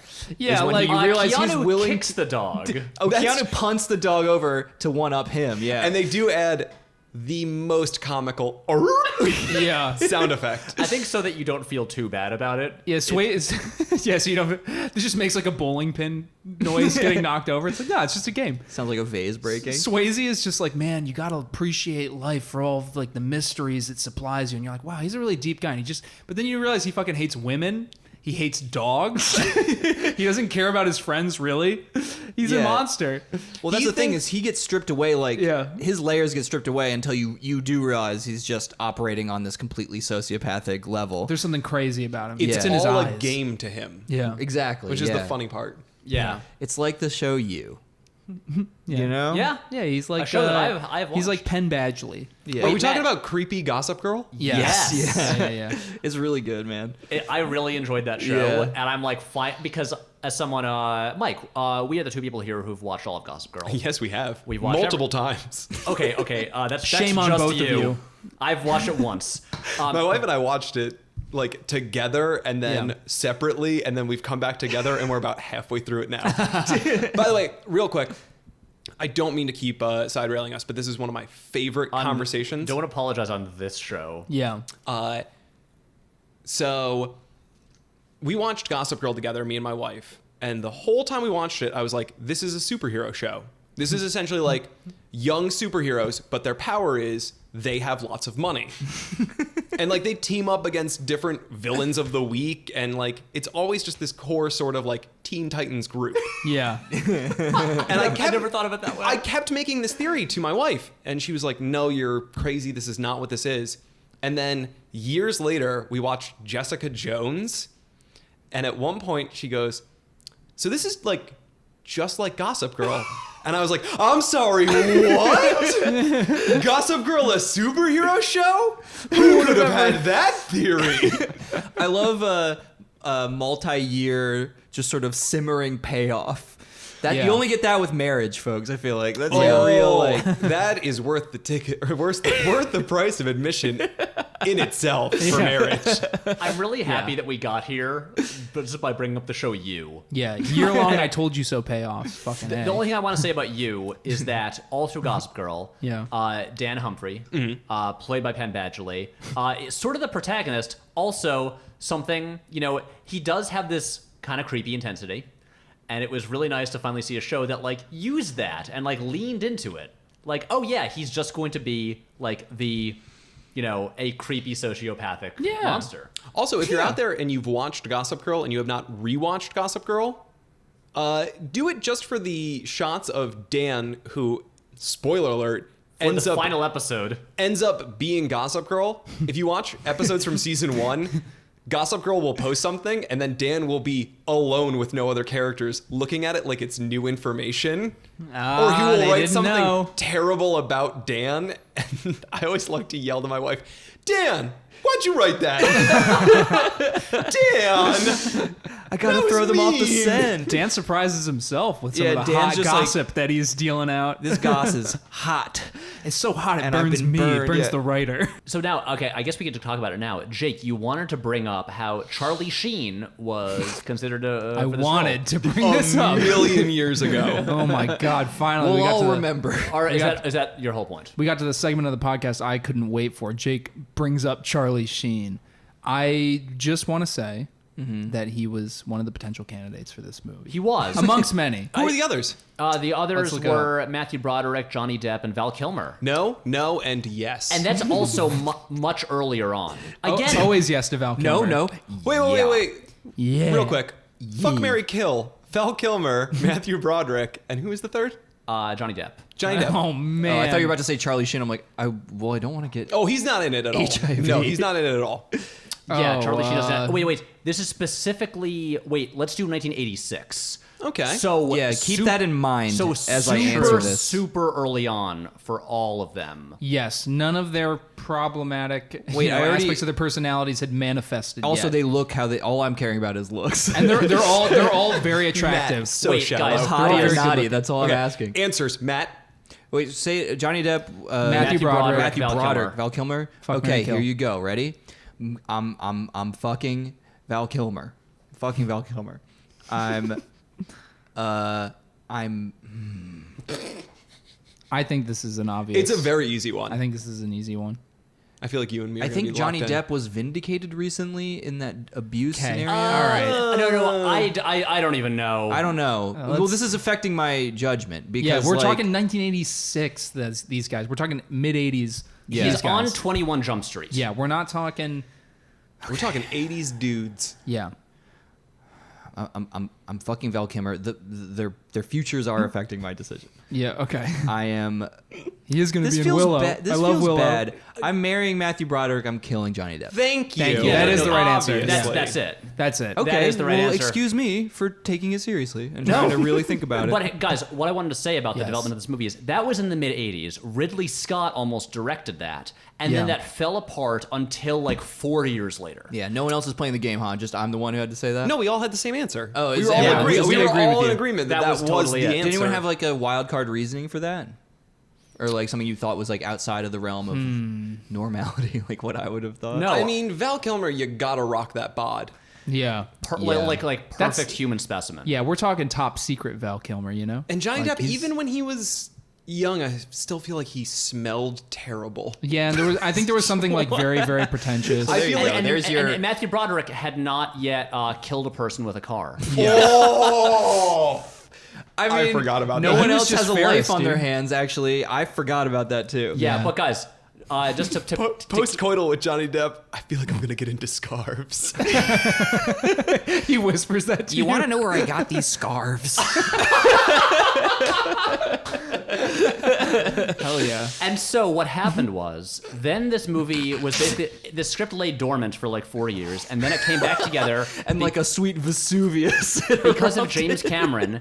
And, Oh, yeah. But guys, what I love about this Cameron, a is, force of nature. Truly. initially, the script was called Johnny Utah. Oh, God. Great name for a character, not a great name for a movie. But then it was, they changed the title, and they were going to call it, they were going to name it after the song by The Doors, Riders on the Storm. Not horrible. Better than yeah, Johnny better Utah. than Johnny Utah, Johnny not Utah terrible. was like a country music biopic. For Or, Exactly. or a teen Nickelodeon cartoon about a kid with like powers from an alien planet or something. Very true. Like Ben I 10. do love Yeah. that you point out that they know he's Johnny Utah, so he couldn't use a fake name. But in my head, I just imagine Keanu Reeves going up and be like, "Yeah, I'm Johnny Iowa. I'm Johnny Kansas." Okay, well, actually, this brings up a thought that I had while watching Yeah. this movie. So, as we all know, the classic 2001 film, The Fast and the Furious, is basically a Point Break remake. It's pretty much the same thing. Agreed. Yeah. Except, not as big a body count. And their Bodhi figure, who is Dominic Toretto, of course, played by National Treasure Vin The Diesel. most Italian sounding man ever. Crazy that he Vincent has Diesel. no hair, and Swayze has the best damn head of hair in the biz at the time. Absolutely. God. Again, they had to go No the opposite argument. direction. Coiffed, But feathered. At the end of the Fast and the Furious, Dom Toretto drives to Mexico and does Yeah. not die, and it sets up one of the great American franchises. I was thinking about this, like, what if in Point Break, what if Bodhi did not die? What if this was the beginning? What if this followed the exact same trajectory as the Fast and the Furious? Oh my It all God. came back to surfing. Except, well, surfing and skydiving. Can you imagine the squeakquel to Point Break where we cut to the intro and it's like on some remote island, like, Fiji or something, right? And like people are like having a fun time on the beach, and then somebody looks off into the distance and they're like, I think somebody's coming. And you just see the flowing locks before anything else, like glinting in the sunlight. And then it's just Bodhi, who's apparently been swimming for thousands of miles. He just got through the waves. He didn't actually die out that day on the coast of Australia. He swam to Fiji on a surfboard. Yeah. And he started a new life. Or Where he loved familia overall. Yeah. Well, because obviously the second movie, Yeah. it would be about Johnny Utah. Yeah. In the same way that Too Fast, Too Furious is about Paul Walker playing Brian O'Connor, and it's about him reconnecting with a former friend of his. It would be about Johnny Utah having to go undercover in Florida, probably, and teaming up with maybe one of his college buddies, maybe one of his other football team members. Oh, maybe there's a whole football thing in that movie. Orenthal James Simpson. I love it. It's late 80s. He's doing movies. Also, Follow him on Twitter.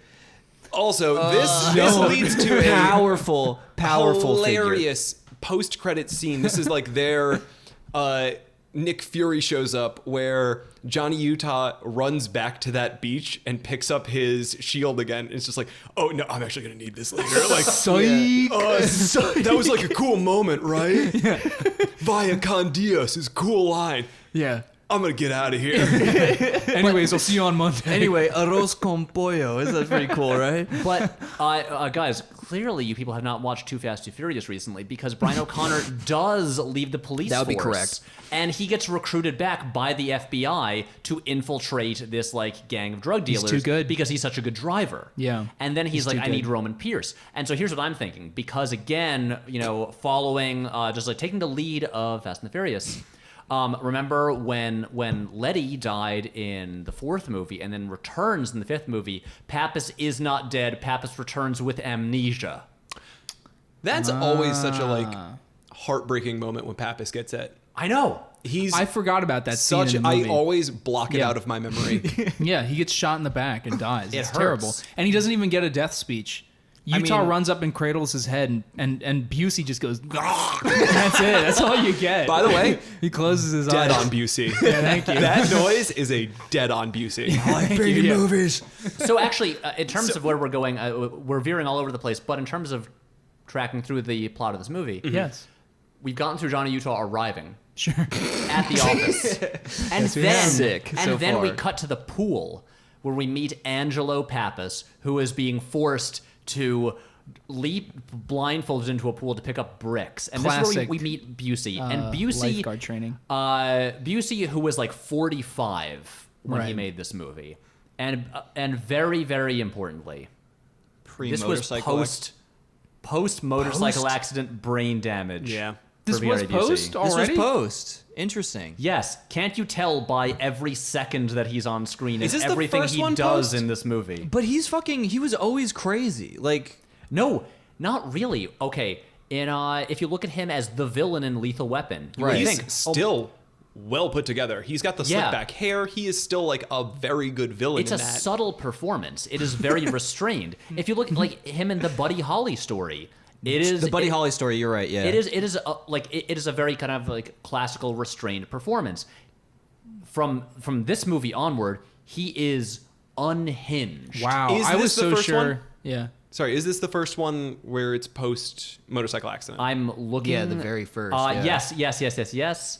In December 4th, 1988, Busey was severely injured in a motorcycle accident in which he was not wearing a helmet. His skull was fractured, and doctors feared he suffered permanent brain damage.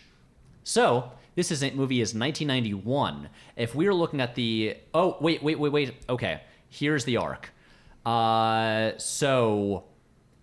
In 1989, the film, presumably he would have already shot this, Hider in the House came out. Hider in the House is I think a stone cold classic. It's just post-accident Gary No, Busey. I think he shot it, I think it was his last movie. If it came out in 89 and he got in the accident December 4th, 88, he Yeah. would have shot this first. Yeah. So he was in Hider in the House before his accident and also before he was in Point Break. Yes. Yeah, man. Wow, Hide in the wow. House, very nuanced performance. Yeah. That's true. I Academy guess- Award nomination. I don't know if you guess you're remember. right. And by the way, Yeah. the important note about Best Hide in the supporting House, actor. I haven't seen the movie, but I'm very familiar with the movie poster. Yeah. On the poster, he is outside of the house. He is not in the house. I remember the famous big quote from that screw up. movie was he left and he said, all right, everybody, on the ride home. Does anyone see my helmet? It doesn't matter. Yeah. Damn, I thought it was like Ginger Dead Man around that time. That No, Gary that Busey was- scraped his that's head. much Yeah. That was later. more than a decade Yeah. later. But here's the Ginger way. Dead Man is the way- very good. Here's the way it goes. And then in 1990, so this is, I'm assuming, post-accident. This would be the first one. We have the movie Act of Piracy, which is an American/South African thriller Okay. that I don't think anyone has ever seen. Although Why are you right? the one sentence premise is pretty great. It says, while enjoying an exotic cruise to Australia, a family yacht is taken over by terrorists. It is also no. known as Barracuda. Okay. And you can hear all about that movie on my new podcast, Bustin' for Busey. Thank you. Oh. I was trying to also think of something like that. Oh, I was doing the math in my head, and as soon as But so no one's seen that. But then we have Predator 2, Sick. and What a good then movie. Point Break. So that's the way it goes. This is that his the third order. post-brain injury so movie. Predator 2 is probably the first like high profile post brain damage movie. But again, you my look God. at him in Point Break, and Yeah. every second that he's on screen, he is an unhinged man. He is screaming. He is cackling. He is just delivering lines in the strangest conceivable way. I guess my feeling about Busey was that, and this is as somebody that hasn't seen a ton of Gary Busey movies, was that he was always kind of deranged and unhinged in his performance, kind of like the way Crispin Glover is, you know. But it's more of a choice. I don't think And he what is. happened was that the motorcycle accident just accentuated certain things. I can see that. but a that little Gary bit. Busey was always kind of an eccentric actor. That was always my feeling. That was my Because feeling. he does kind of Yeah. hold it together a little during this. Yeah, He does give plot points in his dialogue that are Yeah. just like, okay, I understand what this character is all about, and then he just loses his mind. He's not any more over the top than John C. McGinley, in my opinion. Or like Nick Cage. Yeah, who does a bunch of like line readings in this film like somebody on crack cocaine, you know? Yeah. And you two have given me absolutely squat. Yeah. Like that performance is insane and on par with what Gary Busey is doing, just a little less silly. Rewatching that, Yeah. his punching the desk is It's so maybe good. my favorite moment in the whole movie because he punches it as an afterthought where he's like, you've given me squat, punch. I'm supposed to hit the desk. Yeah. And Stupid obviously, desk. Gary Busey still is together enough to understand the comedic element that he's bringing to the table. Which I mean, Kathryn Bigelow must have known and like approved of these things. So like, she's smart enough also. So you have to be together to have comedic timing, which he like for Does sure have. does. Like Yeah. the gimme two and the delay. Yeah. Like Utah. okay, that's someone who gets how to like deliver lines in the funniest possible way. Yeah, I think an important thing about the meatball sandwiches scene Yes. is that it is done in one continuous take. She where likes that. She's good at that. Oh, she's great. Again, she knows how to shoot a movie. She lets these scenes like play out in like long takes. But the scene begins with him going, "This Calvin and Hobbes is funny." yeah. And then the guy comes over selling them oranges, and he just goes, "No, we got a lot. We got a lot. No, we're fine. We got a lot. We got a lot. Good luck." And then he goes back to Calvin and Hobbes, and he goes, "For his turkey cemetery," and then just pauses immediately. Hard cut. It's time for lunch. It's fucking nuts. By the way, Pat, you know they've made the movie. You could stop auditioning for Gary Busey for Yeah, I know. You're pretty good, to be honest. Well, I if just some wanted sort of to- the disaster artist style movie comes out about this, Exactly. you could be Pappas. I will play. Look, when I am like 45 years old, I will play the Busey role. His enjoyment of the funnies is enviable. yeah. It is, and then Also, then- his throwing the cold pizza into the other car. That line always so just fucking stuck funny. with me. Yeah, Busey That's rules great. in this movie. But Yeah, also, he's so good. I do That's wanna why the point out- tragedy plays out when he gets shot. Right. You're like, I love also, him. I love that scene. I know we've just skipped really far ahead, but Johnny Utah then goes to the shop to get the meatball sandwiches, and you have this great gag where he is buying the sandwiches and the lemonade, which are all, he gets them all for like $7. Oh yeah, the price Crazy. the pricing in this movie is It's reasonable. But again, this maybe scene, missed the early '90s. yeah, Oh, this wow. scene is like 3 shots total, because that shot, you have Keanu ordering, and then just in the background, the ex-presidents pull up, run into the bank, the whole thing. Again, and a then, terrible cop.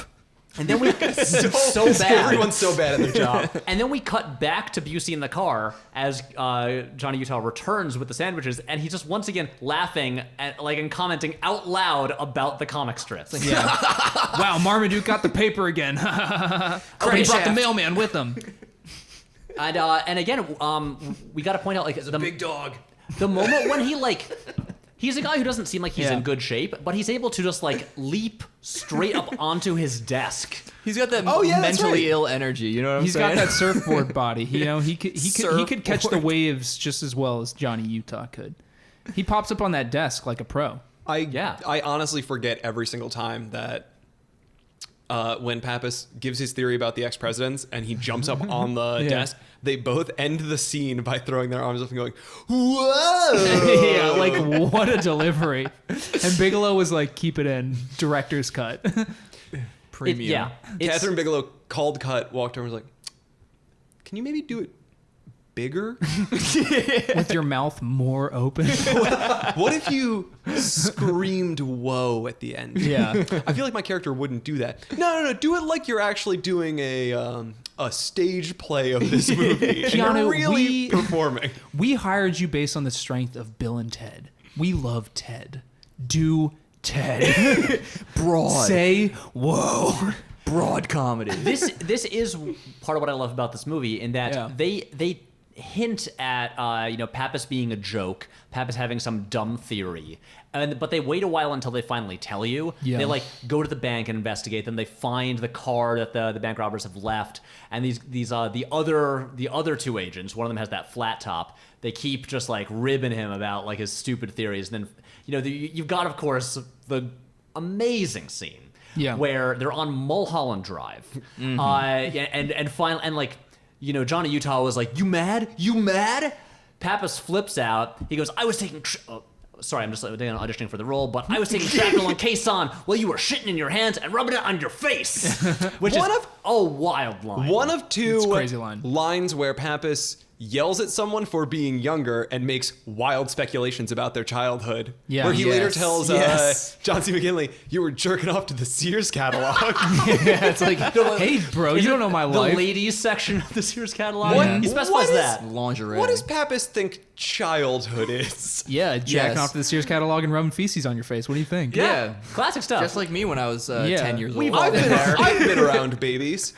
I have never once seen a baby shit in its hand and then rub it on its face. That's what chimpanzees do, right? That is. Well, okay, hold the phone. Also, I would love to point out. Is Pappas a chimpanzee? Yeah. I was watching the movie last night, and I always forget how like quickly this movie gets going. This movie does not give you any time to like get set.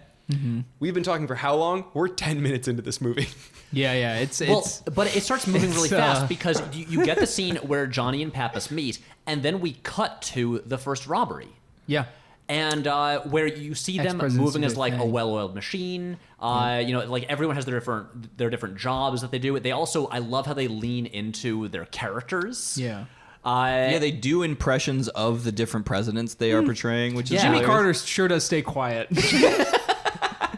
He's a hard guy to do an impression of, and I feel like the actor realized that. It's like, what is Jimmy Carter? He's like, supposed to I am sound? not a crook. I'm a peanut farmer. And, you know, I'm just a normal the guy. Iranian hostage situation. I sure bummed that one up, right, guys? And everybody's just like, boo. Boo. Maybe you should just get the cash out of the drawer. And I do like how Jimmy that, Carter, pretty quiet. okay, and here's the thing that I... Has anyone heard from my brother Billy? Farming peanuts, that's pretty neat, right? Here's the thing that I want to point out. boo. I feel like we've got to talk about Yeah. because this movie has a lot of similarities to the great Michael Mann film Heat, which Yeah. came out 4 years later and did have Val Kilmer in it. But that is sort of the great modern like Los Angeles bank body. robber movie. Yeah. And it's a movie about really really like brilliant professional like bank robbers and the cat and mouse chase between the cop trying to take them down. It is on paper almost the same movie. And of course, and the way they're kind of like regarded is, Heat is a modern crime masterpiece. Point Break is the silly surfing movie. And it's like, if this movie had come out like at all after Heat, I think it would just be talked about as like a Heat ripoff. Yeah. And it did so much of the stuff that Heat does. How much would you Earlier. pay? How much would you pay to watch the stars of these movies swap roles? So we Anything. have Holy Pacino shit. and De Niro both surfing, and De Niro's just like, surfing. It's where you lose yourself and you find yourself. That hit those words a little harder. I'm sorry, I'm doing like the Frank Caliendo version of De Niro. Wait, Pacino as speak Johnny of Frank Utah. Caliendo. I Yeah. caught my first tomb. I got a big wave. Surfing. It's a little bit where you find yourself, and a little bit where you lose yourself. wait, this means Dude, that that you, would be so good. But he just has blonde, like sun bleached hair. my But still God. in like the horseshoe that De Niro's always had. and this means that you would get Keanu going like, so she's got a great ass, and you've got your head all the way up it. Up it. Whoa. Yeah, and that would be sick. Yeah. And that would be sick. Hey, brother, I'm taking you down. I would watch that movie. Yeah, absolutely. And again, that is also a movie. I know you want to jump out after me. I know. It's got to be like poison in your mouth. What are we gonna jump on? Jerk off. Okay, guys. I don't know any more lines, so I Yeah. can't really join, and I feel a little bit sad. am an FBI agent. That's it. I mean, that really That makes was a lot good, of sense. man. That was really good. But my favorite thing is these guys. You know, at that my point, current actor. yeah. Why did you do a Philip Seymour Hoffman voice on that one? my current actor. I'm gonna audition for you. I'm gonna find you. I'm gonna come to your It's gonna be audition. easy. It'll be easy. I'm an idiot. I'm a fucking idiot. You're the director here, huh? Do you have a wife? I'm gonna find her. I'm gonna hurt her. It'll be so easy. Rest in Philip. Yeah. R.I.P. Philip. Talking about a lot of great dead men today. But I do. Okay, guys, I'm gonna try my best to wrench this back onto the right track. that one Pat, guy Pat, hates please this keep episode. wrenching. Pat, please keep wrenching. Yeah. Okay, but Hell yeah, dude. you know, Heat is always talked about for, you know, the Yes. the accuracy and the detail of, like, you know, the big like robbery and shootout sequence. Yeah, and, people love that shootout scene. and Boy, do they. It's great. It's really, really great. I saw the movie on the big screen for the first time recently, and it's a masterpiece. But you look at I love the way that these robbery sequences are shot, and Yeah. with these long fluid takes, it's you have these robbers where it's like they have thought through it. They know how to make this all work. Also, honestly, they're maybe smarter than De Niro's people in Heat, because look, Yeah. at the beginning of Heat.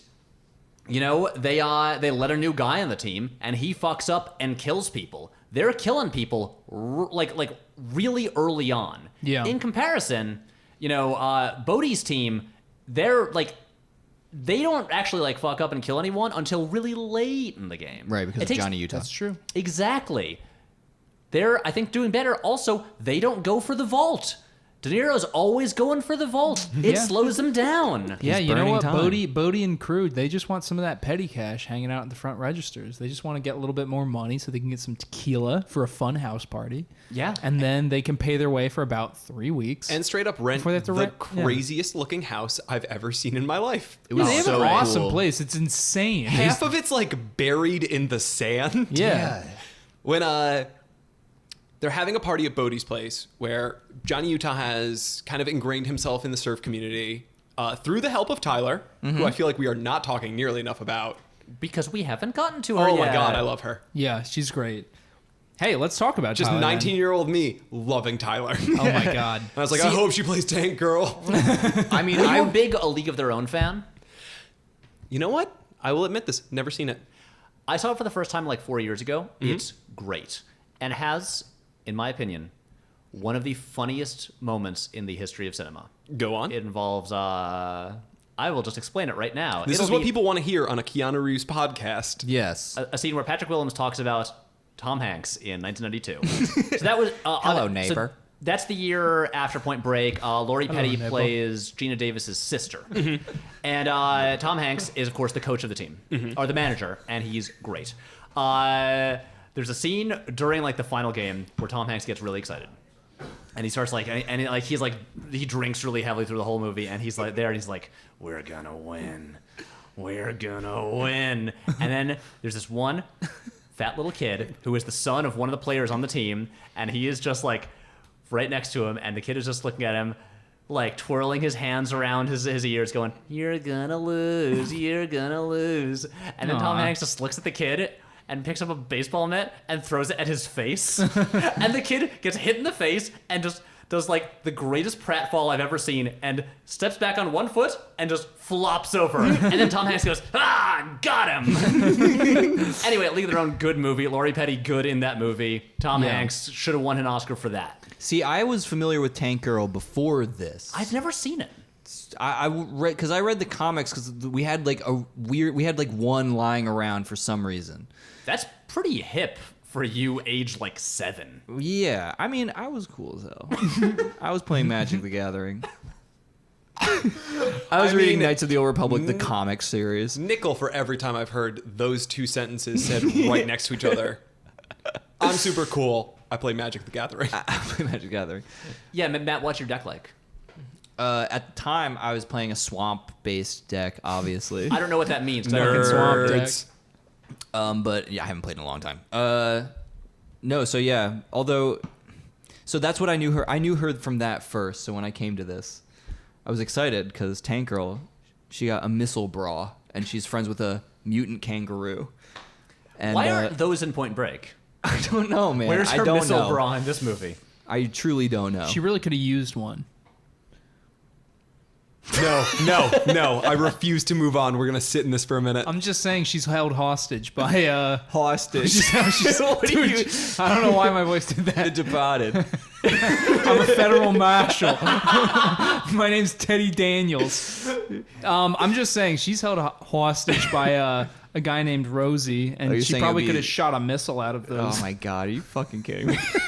Get herself out of that situation. Before Johnny Utah had to fly. Stop talking. I wish the listeners could see Jake's face during this. I know, as I'm like he- trying to dig in and just like The roll with sweat this. is starting to bead on his forehead. Oh well.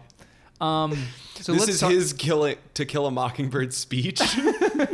When Lori Petty needed If the Mockingbird missile was bra. she needed a bra that shot rockets out of him. do your duty. Oh my god. So let's talk about Lori Petty then, right? Let's jump away from me being embarrassed by talking about rocket launcher bras. Did we? Yeah. She's such a big part of No. She is such a big part of the movie, and I feel like we haven't been giving her the credit she deserves. A lot of people just talk about straight up Swayze and Keanu through this whole movie. She's great. But she is the person who teaches Keanu how to surf. Yes. Yeah. We get She a is- great montage of her teaching him. Yes. There is so much ADR in this movie of people on surfboards, but Oh, yeah. speaking so clearly. Oh my god. The Their high lips water mark. not matching at all. The high water mark is the night surfing scene. Oh, yeah. Yeah. After Johnny's been inducted into the group and they go surfing at night, and it's just clearly they're shooting during the daytime, and you can kind of see the sun in the background. I want to make this clear. I feel like it's an easy thing to be like, haha, look at this dumb movie. Like, it's at night, but they're obviously shooting during the day. Dead on impression of me. And I'm Mike. it's a thing I've heard for years. Okay, first of all, Day for Night is a very, it's a classic film technique. Francois Truffaut named a movie that. And it is... Ooh, a French again, guy. It doesn't... Must be good. We know that it's not really night, but if they shot it at night, we wouldn't see anything. Oh, yeah. And There's no other way around right, it. But it's... What I love about it is it ends up with the scene where the entire scene is blue. Mm-hmm. The whole thing, it is just these like really hard shadows. It is it's like monochromatic. It's just like, it's like black and blue. Mm-hmm. And I think it looks a lot like scenes from Michael Mann movies, because the moment in Heat when De Niro comes home and he has the house like on the water and there's that silhouetted shot of him just like a black silhouette looking out against this blue ocean. Yeah. And it's the same kind of look. You just have this stark, cold look to it, and I really love just like the way like I would much rather have that than have like an artificial, like sort of like moonlight just illuminating them. Well, I'm sorry. I guess this is where we differ. I would like it to just be a black screen, and we can't see anything With sounds of waves? except for Keanu yelling the actual line from the movie. I'm surfing. I'm surfing. I'm doing such a good job. You got it, man. I'm surfing. And then just kissing noises. I love you, Tyler. But Pitch black screen. so Tyler, Lori Petty, I honestly wish I wish she had become like a big movie star, because there isn't really anyone, especially like around that time, who has the same kind of like on-screen energy as her, who looks like her with like the really like short cropped hair, who has her. How do you even describe her voice? She just crushes it in every scene. She has a high-pitched voice, but like, I don't know how to describe it either. Her eyes are gigantic. She is an anime What? character. You know, she could have worn that missile bra in her eyes. Yes. That's how big her eyes were. Oh, Yeah. so now you're gonna take Jake's already bombing material Try and hell yeah. just apply Just it. take the crown and bring it over You are now the king. the crown of Honestly, thorns. the thing is, I mean, she like from a distance visually kind of resembles Keanu. Well, in some ways. she's like a sort of like she's got like a what would you call it? Like the early '90s kind of like short. It's not a pixie cut, but it's like that spiky short hair. Right. And she's like Yeah. a punk kind of She has like surfer a person. punk vibe, and she's clearly like, not into like dressing like a girl. The problem is that like having come from Tank Girl first in terms of my familiarity with her, she's even weirder looking in that because she has like she's got like completely the side of her head shaved and then like pink Right. dyed like punk hair on the other side and like a million piercings and stuff. I mean, her thing in this movie is she's the girl who's like one of the guys. She's Yes. like the one girl who will hang out and like play football Just with straight the boys. crushes at football. She does. she does, yeah. Also, this is a weird thing to be mad about, but where were like the end zones during that football game? I don't even know enough to know. Because Johnny Utah breaks maybe 10 tackles and then tackles Bodhi into the ocean. They are Yeah. like, hey, dude, what's the deal? Don't do that. Where were the end zones during that? I don't know, man. It's just a Yeah. casual game. You need to chill out. Why was Bodhi running into the ocean? That's clearly out of bounds. Yeah. I'm the guy who calls technicals during a pickup game. Everyone loves you. In the movie Ants, they're supposed to be female ants. I mean, honestly, the majority of a hive is female. It's ridiculous. Only Jennifer Lopez is one of the ants. And I Yeah. will hand the crown over to Matt. God damn! Listen, we all have our moment. Pat, you're next. You better Yeah. do something stupid.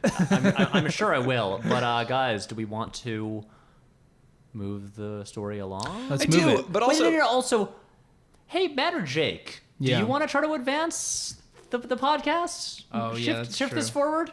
Ooh. Ooh, Do what I an know what interesting happens thought. next? Having seen it today. Wait. Before Matt starts this, Pat, can you maybe in post here add some like childish music in the background while we go to Matt's corner? Matt, what happens next in the movie Point Break? Earlier, You don't do this to me on my own show. there was a stretch of a couple minutes earlier where I didn't talk because I was sitting back to see, like, if I don't say anything, will my co-hosts actually, like, advance us? Oh, you through were the plot of this testing movie? us? Yes. That was a test? And you know what? Mike, our guest, was the one who jumped in and was like, let's talk about Tyler. Let's, like, to discuss this character. Again, True. dead on impression of me.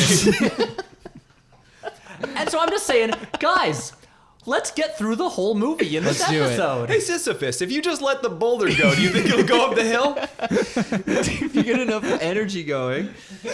Matt's corner. Hit it, Matt. Okay, the Rugrats theme is playing. I'm talking. So, where are we right now? Did they have the party? Jesus fucking Christ. Dude, come on, wait, did they have the Let party? him run. Let him run. Okay. He's met Tyler. Yeah. The football game's happening. The football game's happening. Well, that's where they learn his name, and they're like, "Do you know who this is? This is Johnny Utah." It's basically the tension-breaking moment, right? Where like he gets in with this group of people who he doesn't know are the ex-presidents. Not yet. No. And then I genuinely forget. I think he tries to go surfing again, and that's when he fights the Chili Peppers. Right, so he gets on Patrick Swayze's good side. Bodhi is now like, did you guys know who this is? This is Johnny Utah, somebody that had to retire from like having a great football career as a result of some sort of knee injury he had, and basically warms him up to the rest of his fellow ex-presidents. And they invite him then to like a big giant house party at the Bodhi household. Right. And that's where Keanu sort of chills. He gets to know Tyler a little better. They sort of hit it off a little more. And then, yes, we get to the scene where Bodhi very quickly... This is, by the way, just talking about their insane lifestyle. They play tag football at night already, then go to an all-night party at their house where everybody's taking... No, he saves Keanu first. Guys, we're missing a whole bunch of stuff. Oh no! First of all, there's the whole little subplot with the the forensics people. Hair analysis of the like. Yeah, right. That was the thing. Like part of Pappas's whole theory about why the ex-presidents are surfers is that he's looked at like the various chemical compounds left at in the cars that they would drive, and like got into like surf wax and stuff like that. No. Pappas does not do the hair thing. Keanu does. No, They no, both no. do. They both this do. is They before both he had previously gotten into the wax, and then has the idea of like, if we can get hair samples from people, we can get a sense of like what chemicals are in the hair of like people at the beach. And then they just Right. do a straight up like True Detective season 1, just like a massive like power plant in the background, just obviously just dumping chemicals into the water while everyone is just in bikinis swimming in the water. It's a great shot. It's like a zoom out from the smokestacks to just people hanging out on the beach. And then Pappas is just straight up going like, "Give me hair, I'll arrest you." Like it's like the least low profile. He does It's his first like really crazy Gary Busey moment where he cuts the guy's hair and just goes, "I'm making a wig for my girlfriend." And that's where I'm like, did Gary Busey just write all of his own lines? Yeah, I know. It really Did feels he like not that. improvise any of them? Because it really does feel like that. Like, there's no way someone just sat and like wrote the lines. I would be appalled if that was in the script and it stayed there. That has to be a Busey original. But you get this whole sequence where he's like, and there's a great part where Johnny Utah goes up to a guy and is like, there's this big sucker like on your ear like a bug, and he just rips his hair. a bunch of his hair out. So they find the beach, and that's where we get the surf scene with the Chili chemicals Peppers. match some other like hair that I don't even remember how they got. That's my one question. And there's also stuff like there's that one woman who works at the FBI headquarters. Who's kind of cool, and she's like good at her job. I thought there would be more from her. Like when we first saw, like I thought there was a little like. You'd think that maybe there would be like a little bit of like more of a flirtation between her and Johnny Utah, but he only has eyes for Tyler. But he only has eyes for Bodhi. Oh yeah, That's the true thing. Is that Bodhi. this is a bromance. Yeah, She's actually that FBI agent is going through her own like Silence of the Lambs. Where she has a whole side plot. Yeah. Where she's hunting serial killers. she's locating. And Buffalo every now Bill. and then she just kind of hops in, and Pappas and Utah are like, "So we're like hunting surfers, huh?" Yeah. And she's like, "Yeah, I guess you are." I tore a bunch of hair out of the heads of people on the beach this morning. You want to like analyze this stuff and tell us?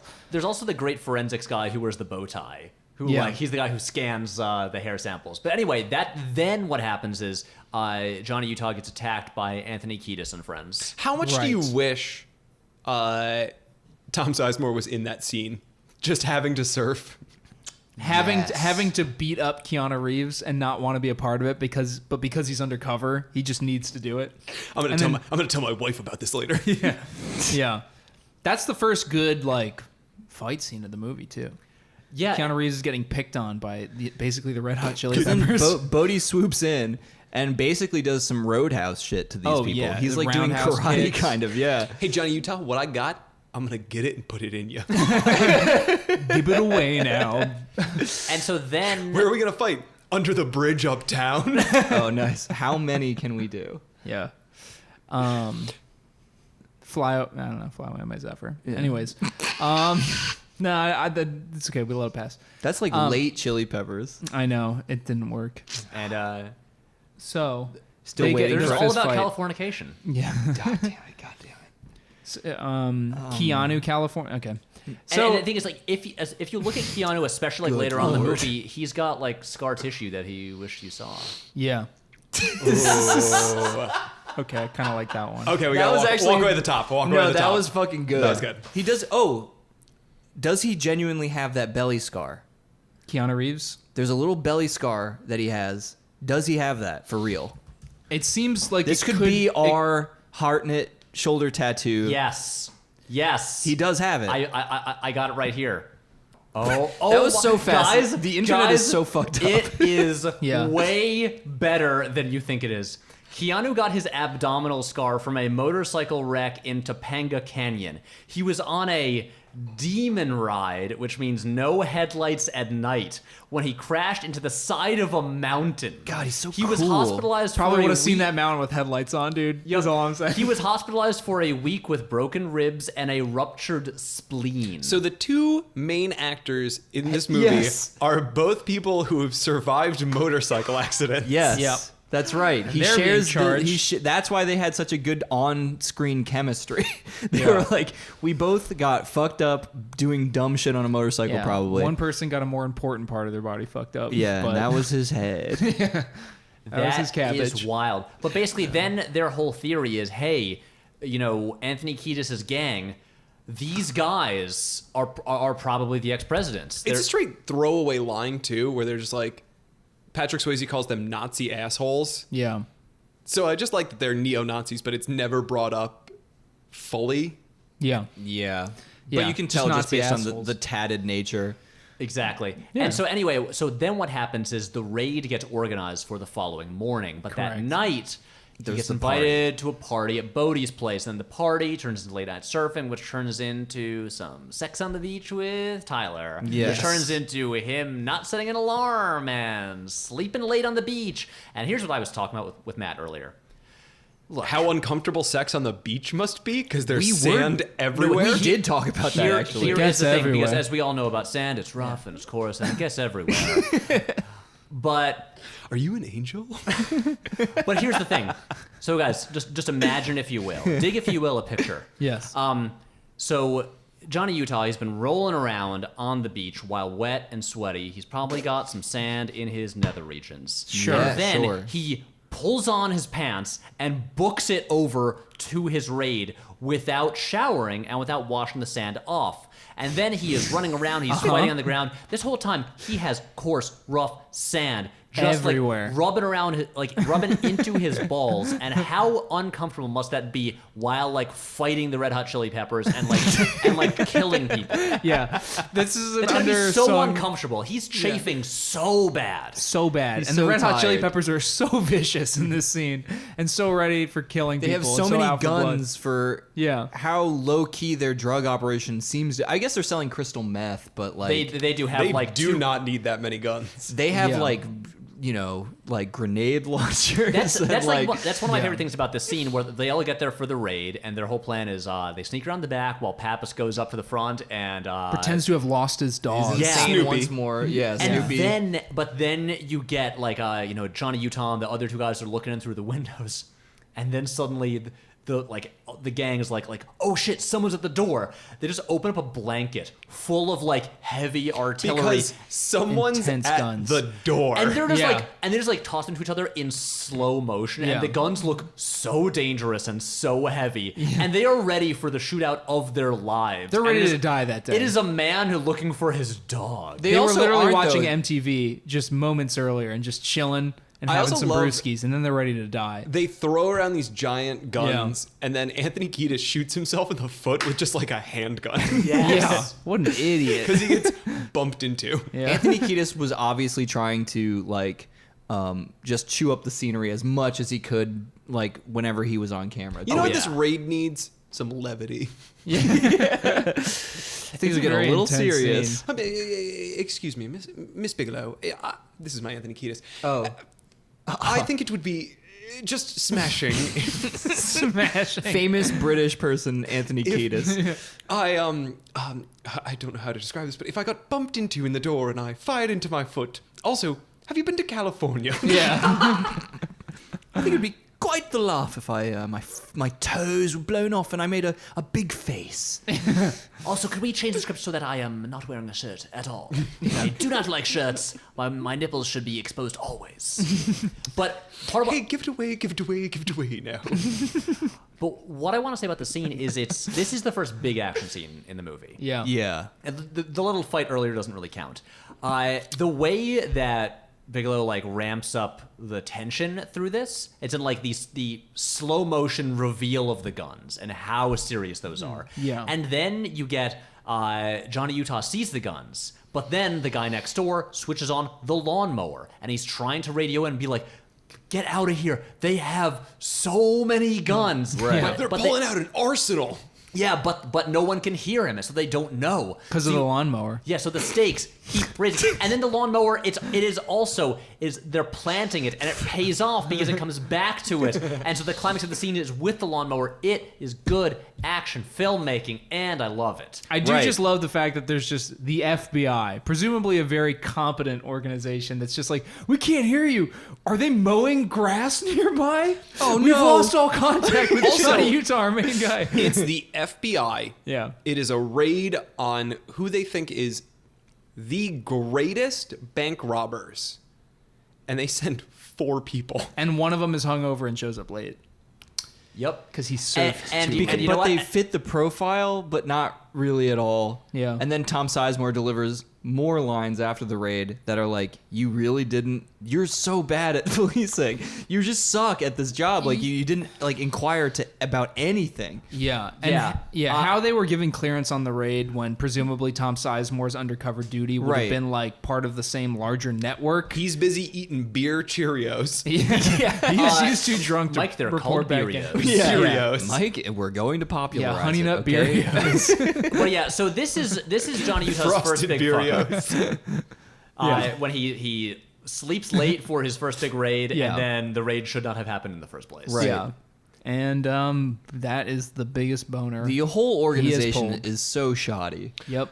I like that we then go from this, where he's kind of disillusioned and he's like, I don't know who the ex-presidents are, to discovering who the ex-presidents are because his friends that he just made are really good at surfing in unison.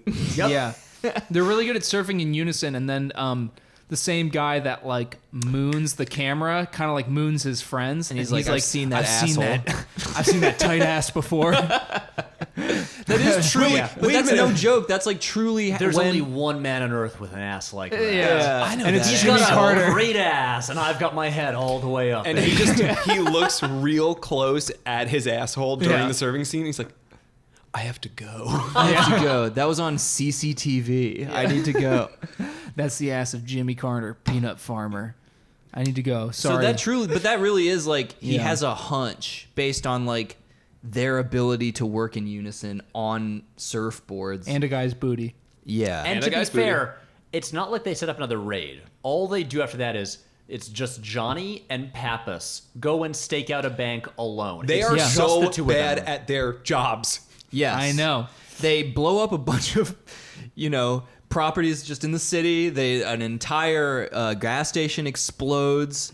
Okay, you're jumping ahead there because the moment when Bodhi, dressed as Reagan, turns the gas pump into a flamethrower and torches a car, and you just have this image of it's like It is beautiful, yeah. Bigelow uses long lenses really, really well in this movie. Yeah. So you have this long lens shot of him just surrounded by flames, Reagan in the middle of all of this, just casually torching stuff. It's really cool. It's so good. Yeah.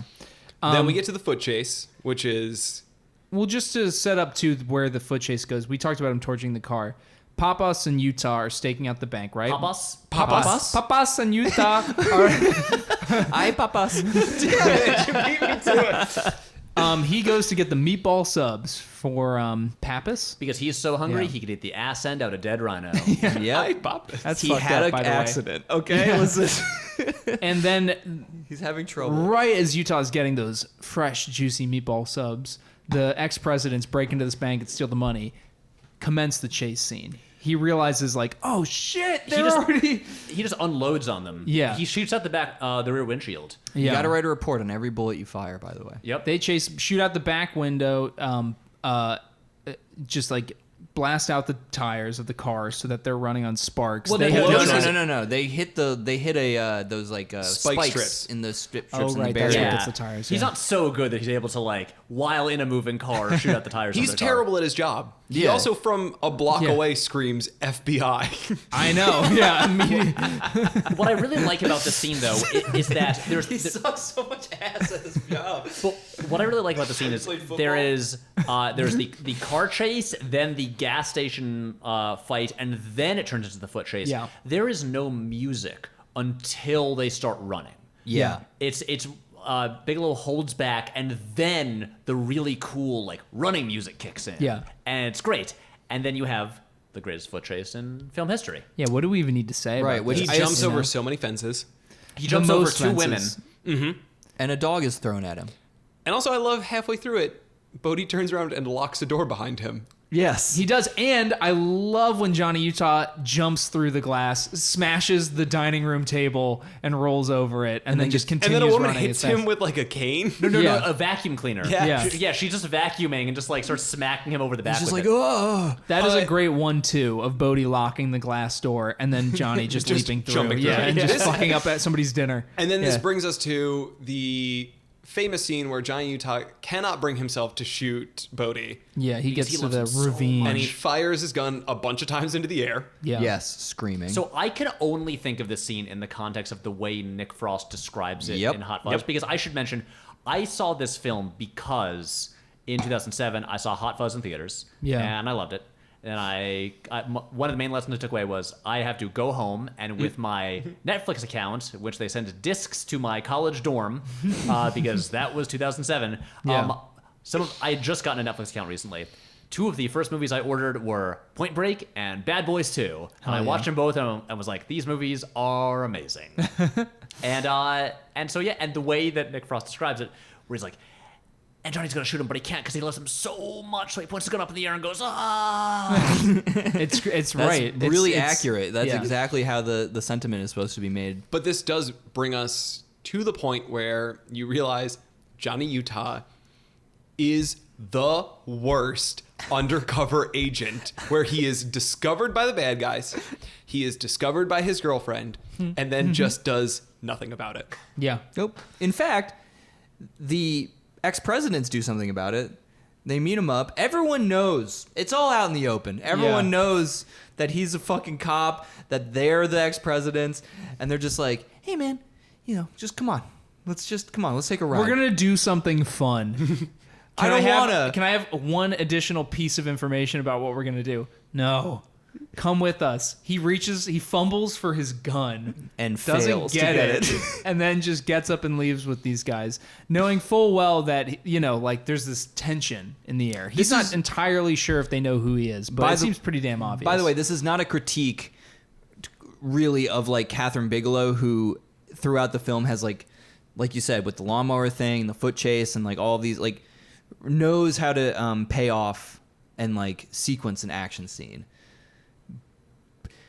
But the idea that Keanu Reeves is supposed to be in any way a good cop, or I just like, is the takeaway not like sympathy for Bodhi? Is that like, it can't be anything else, right? Like, you're supposed to be like, this is actually the cool guy who's more competent at whatever it is he's doing.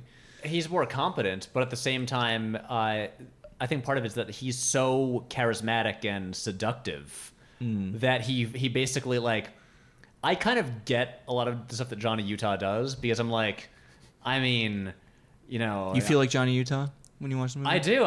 I'm like, man, everything Bodhi says seems like a pretty good idea, and then, Yes. and then he gets everyone killed. yeah. Yes, but it doesn't make sense going the other way, where Bodhi's like, this is the dude I'm gonna give up my life for, is Keanu Yeah. Reeves, who just gives him a blank wall of like, yeah, Servant, it's cool. Yeah. I like it. It's Water is like so wet and it like, freaking breaks, dude. It's crazy. Yeah, you're right, man. I do think part of it is the idea that he can like, turn like the guy who's supposed to catch him over to like his way of life. He gets that classic Yeah. like serial killer kind of like cat and mouse. I love dropping little hints and seeing how much I can like toy or not with like the Right. the guy that's on my case. Because that to me is what's really fun about when they 'Cause he's pick an up to go adrenaline junkie. skydiving. Yeah. Is the fact that everyone knows everything, but no one says it, and it's kind of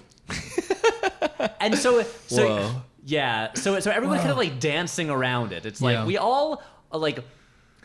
We're all aware of the situation, but we're not really dealing with it, and we're kind of like, are we gonna like go back to like the way things have been, even though we both have have learned something about each other? Is And this it's- about family? It's brought to a head Family. in the skydiving scene when they just throw the bag around and you're like, oh, Keanu's isn't going to open. This is how they kill him. Yeah. Which would have been smart.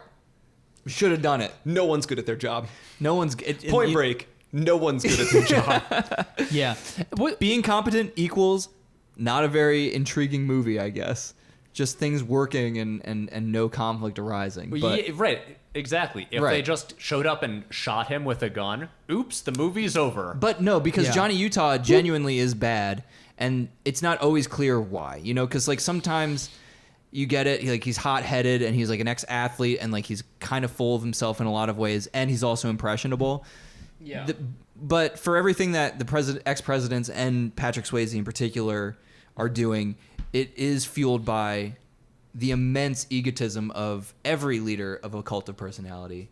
And so like it Yeah, actually that's tracks true. like really well to his character, which is all I really ask, and like Right. so like even when he's doing dumb bullshit, it's always in the service of his insane sense of self and like needing to prove that like he's always like riding the edge and like really like That's true. That's Everyone true. just describes him as a drug addict, and he's essentially that. He loves He'll take you to the edge. the thrill. He'll take you to the edge. Further even. And all his faux spirituality is like a front. And I do Yeah. have to say, so it's dumb that Johnny Utah doesn't like hide somewhere after like he's kind of exposed. But consider this: once they show up to his apartment and are like, "Come with us," what are his options there? No, I think it's dumb that he's undercover and he brings them to his actual apartment. I know, yeah. Yeah. But there Yeah. must have been a discussion with him and Tyler where she's like, oh, your place or mine. And he's like, I guess let's go back to my actual house where Yeah. I live. Yeah. I don't see why that would be a problem. They already have my real name, so it's probably chill. But again, that's him being dumb, where he's like, he shouldn't have started a relationship with her in the first place. Right. Yeah. The surfing thing should have all been like a cover.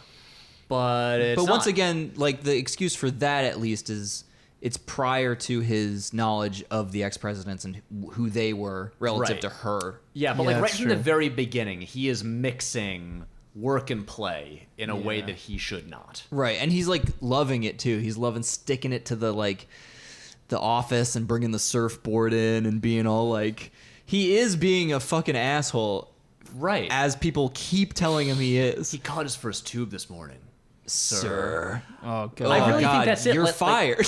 Like he has that sweet spot. Like You no longer have a job here. Yes, the surfboard bothers me. I'm an old man. I can just tell based on my like reactions now. Yeah. but I'm just like, it's irresponsible. I think that's part of it with him, where he has this sweet spot in the movie where he is like, he has a cool girlfriend, he has cool new friends, he genuinely likes surfing, he thinks he's got these bad guys, it's all working out, and that high, I feel like he like, even though it's never gonna happen, he wants to return to that in some way where he can have it all. The second half of the movie is just his downfall. After Yeah. Yeah. The foot chase happens like exactly halfway through the movie, and then there is the jumping out of the plane. Which is also incredible. And you're watching honestly, I don't think I saw something like this in a movie, or this wasn't topped until like Mission Impossible Fallout. Yeah. In terms of like big movie stars doing crazy skydiving stunts. It was noticeable, like the shift in like the experience of the movie. I do Yeah. love that, as you mentioned, everybody knows everything. Yeah. Everything is out on the table, but no one's saying anything.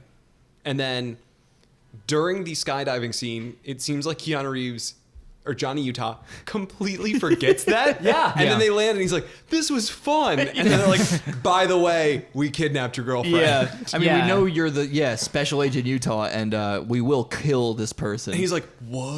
I know he's shit. so nervous right before they jump, and when he jumps, he's like, "Wow, What a day. Do you guys want to get burgers after this? Yeah, Rocket it's so power. funny. Woohoo, yeah, And all then- right." And then they take him on they use him to rob a bank. Yep. Yeah, and that is where things begin to go poorly because well, you they've know, already been going poorly. well, Yeah. true, but that is the time when like Bodhi decides to break the rule. He decides to do a flex on Johnny Utah. Yeah, well, he decides to be like, let's go to the vault this time.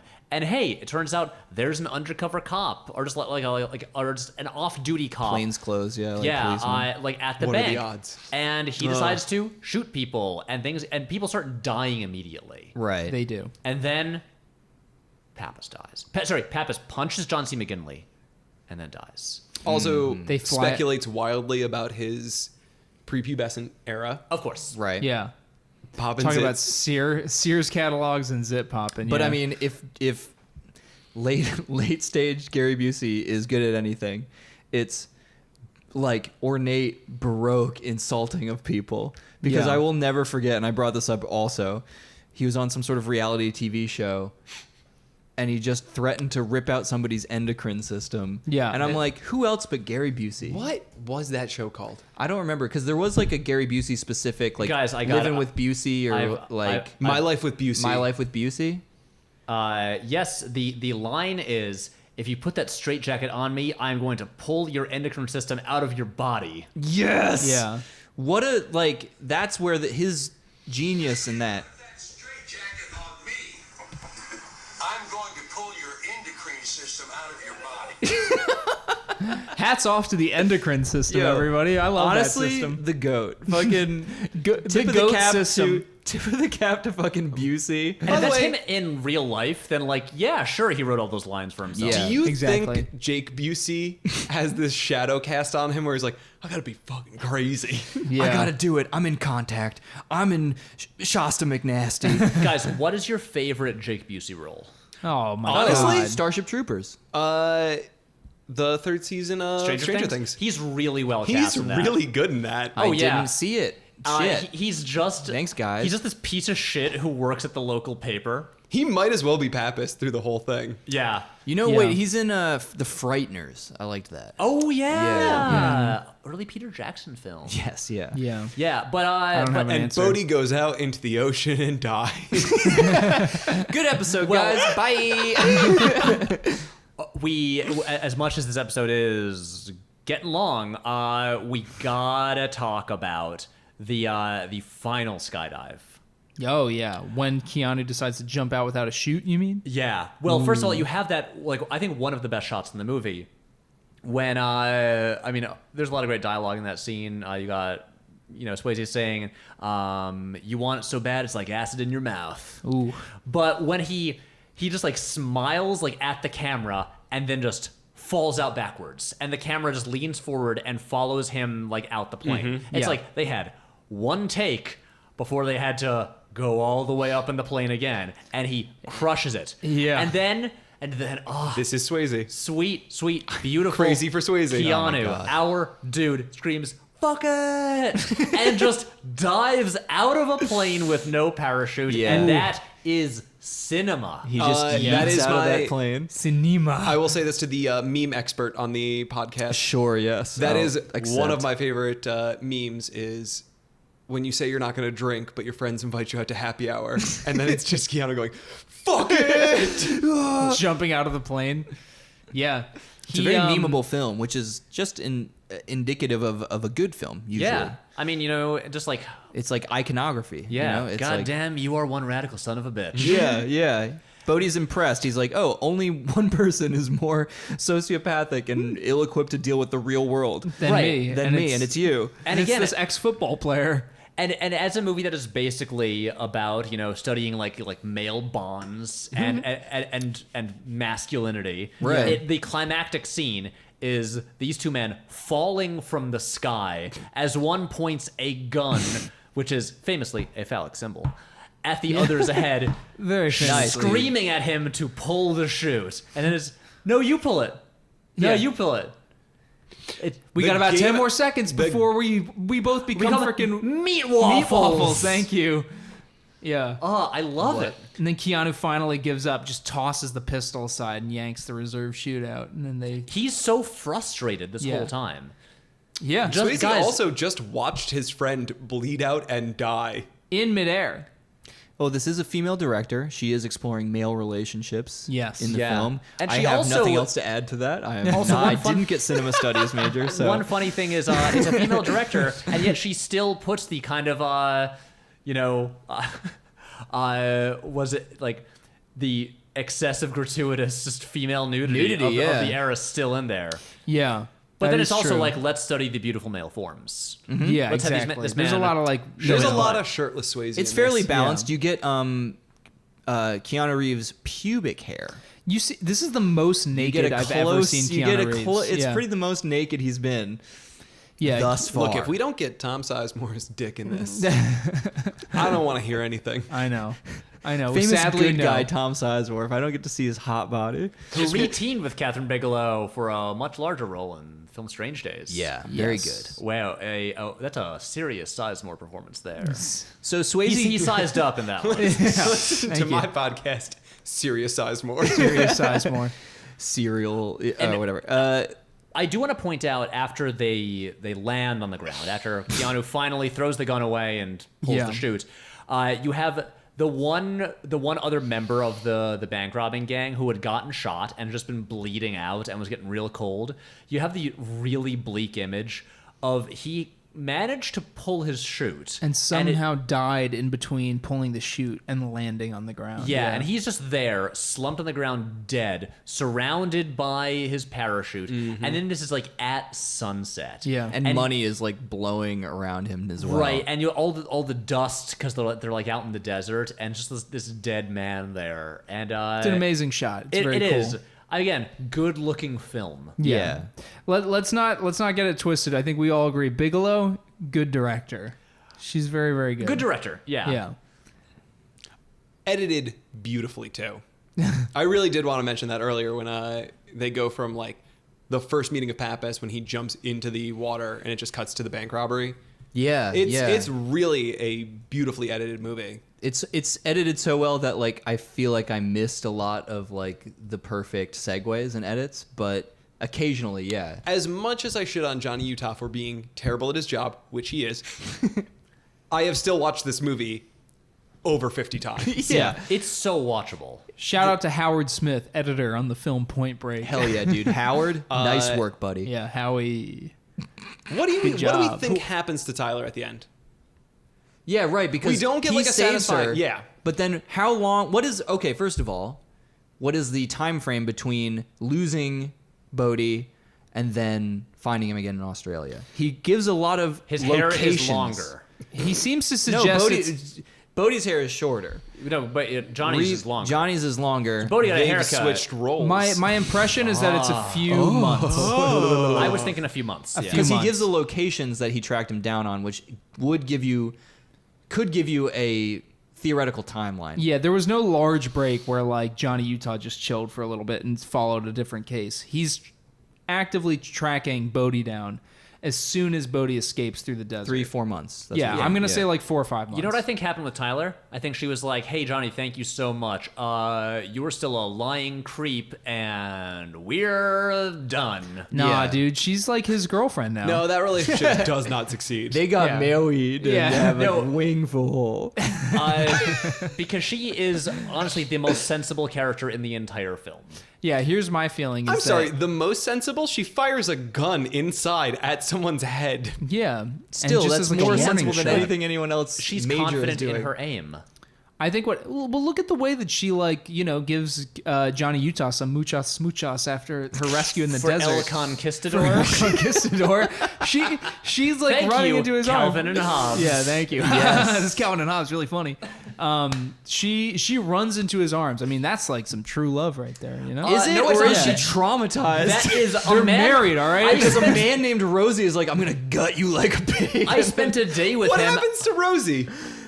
He gets in a knife fight and gets killed in In Tijuana or Guatemala Tijuana, or something like Guatemala, that. yeah. That's right. That's right. Utah does mention that. Again, everyone who is close to Bodhi dies. Yes. All right, all I'm saying is that Tyler, let's just say her last name is Utah by the end of this movie. Yeah, Because they're muchos married. Hard disagree. Stop saying mucha. I'm sorry. Do you mean she's Tyler, Iowa?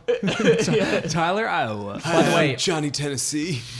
oh, do you think he leaves the FBI and then like forges a new identity? And No, it's I just Johnny don't think he Kansas? does. Because No. if he was going to forge a new identity, he'd do it while he was undercover. Yeah, he's managing Yeah. a Jiffy Lube. He's just Yeah. doing something else. They Yeah, go what do you back think and they he's work up at that crab shack. yeah, that Tyler worked at in He the makes beginning. some mean No, like that does not Cajun happen. French fries. Also, I'm sure. Okay, we should have thought of this.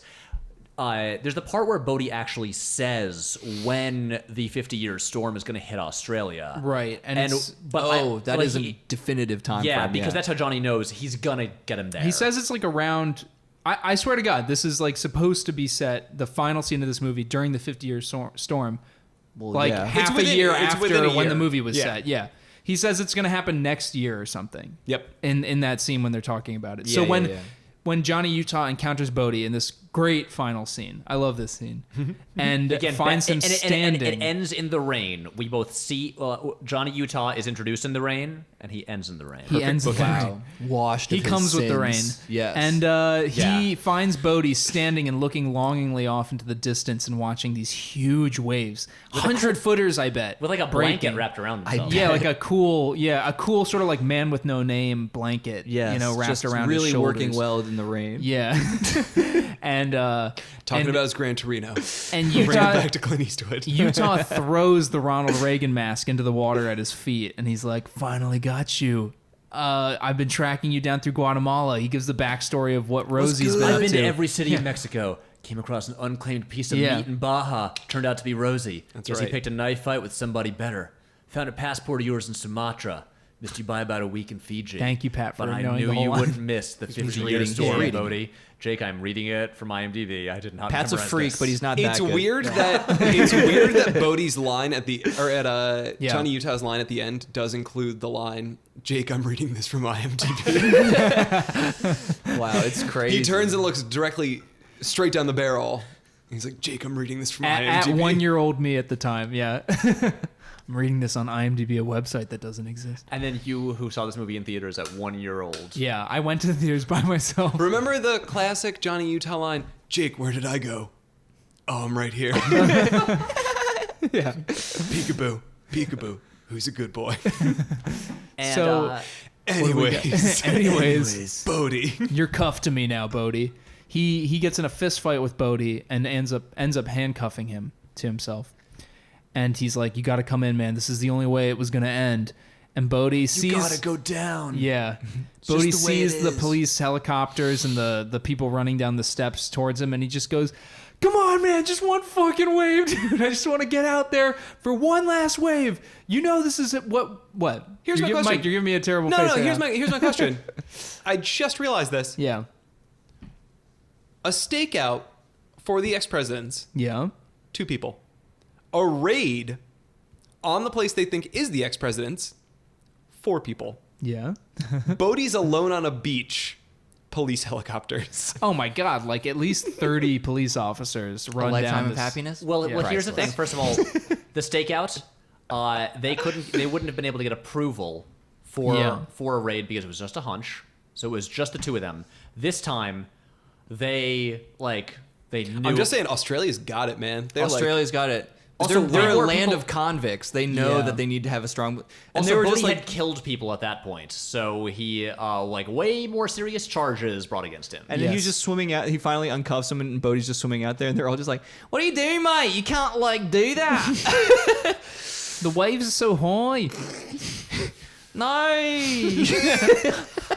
The waves are so high. And then it's like Bodhi was like, he's like, "You got. This is how it's gonna go. You got to go down." And Bodhi's like, there is a third option, and I Yeah. kill my damn self. And I fucking headbutt a wave until I'm dead.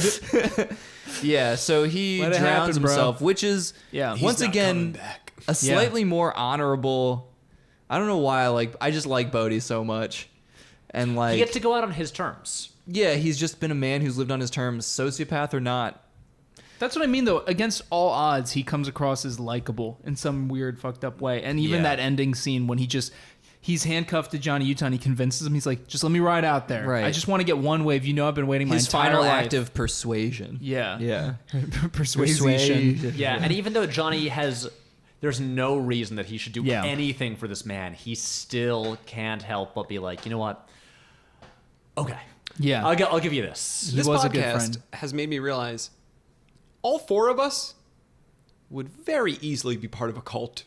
Because all four of us at certain points have been like, yeah, I get what Bodhi's doing. I follow Bodhi. Yeah. Oh, yeah. We would He's be. making a whole lot of sense. Yeah. I would definitely be like George Bush Sr. I definitely have a weak mind. Yeah. Whatever I have a weak anyone's- mind and I would be a president. Whatever anyone said to me last is what I believe. This Yeah. episode coming to you live from Jonestown. Jonestown 2. It was so great they had to make it again. The Point Break remake, it's set modern day. Are the ex-presidents any different presidents? Like, is one of them Barack Obama? I don't think that No. they're I don't think they even use the presidents. They just wear like motorcycle helmets. Oh, that's Yeah, stupid. and they're like Right? X Games guys. They're doing, like, really inline appreciate it skating. if you gave me all the cash in the register. You just wanted to do an Obama kind of badly. A bad Obama, yeah. We need to get out of this. Yeah, we need to stop this episode. Hey, you know what they say? You fool me once, and you're gonna give me your money. Nice, Bush. Yeah, that's That's Bush. good. That's a good Bush. Let's do some more. I feel like that was more Clinton because I was doing the thumb a little bit, but Clinton would be in there too. I did Hey. not ask for you to. Stealing ain't cheating. What does? What would it be? It would just be like I did not have sexual relations with that bank. Yeah. Like, what would it be? What? I don't know. How? He What fucked is? the bank, I what is guess. it? What is? Wasn't that Yeah, I'm something? trying to do the math on that It one. depends yeah. on what the definition of the word is. Are you? Is you a bank robber? Is you a bank robber? Is you a bank robber? Well, look, guys. You know what they would do is whoever was George Bush 1,000 points a would be light. wearing a flight suit, and after each bank robbery would have a big mission accomplished sign. Yeah. And George Bush Sr. was an accomplished skydiver. That's actually true. So It's weird that the new fits. ex-presidents Wow. stopped to do Yeah. an improv show halfway through the robbery. Yeah. We took some UCB courses. It ran us like a pretty penny, and we're not leaving. So we're looking for 4 white comedians. Wait, Throw how out good a would that name. be? Like a Point Break type movie where it's just like a bunch of like an improv team who are also bank robbers. Yeah. It's I not a would horrible love premise to do a bunch of sociopathic UCB people that are like. I mean, because truly, I one would is more watch that. sociopathic than just like asking and kind of guilting your friends into coming to your improv, into paying money to come to your improv. I feel like show. Yeah. Barry kind of treads a little bit of that territory. Yeah. A little bit. Yeah. Anyway. Guys, we should probably end this episode. Let's wrap it up. Point Break rules. I love this movie. I love it. Such a great movie. I will Yeah. watch it another 50 times. Yeah. Yes. Yeah, I like Mike- it every time I've seen it a little better. Bodhi Yeah, is dead. and- so Long far. live Bodhi. Yeah.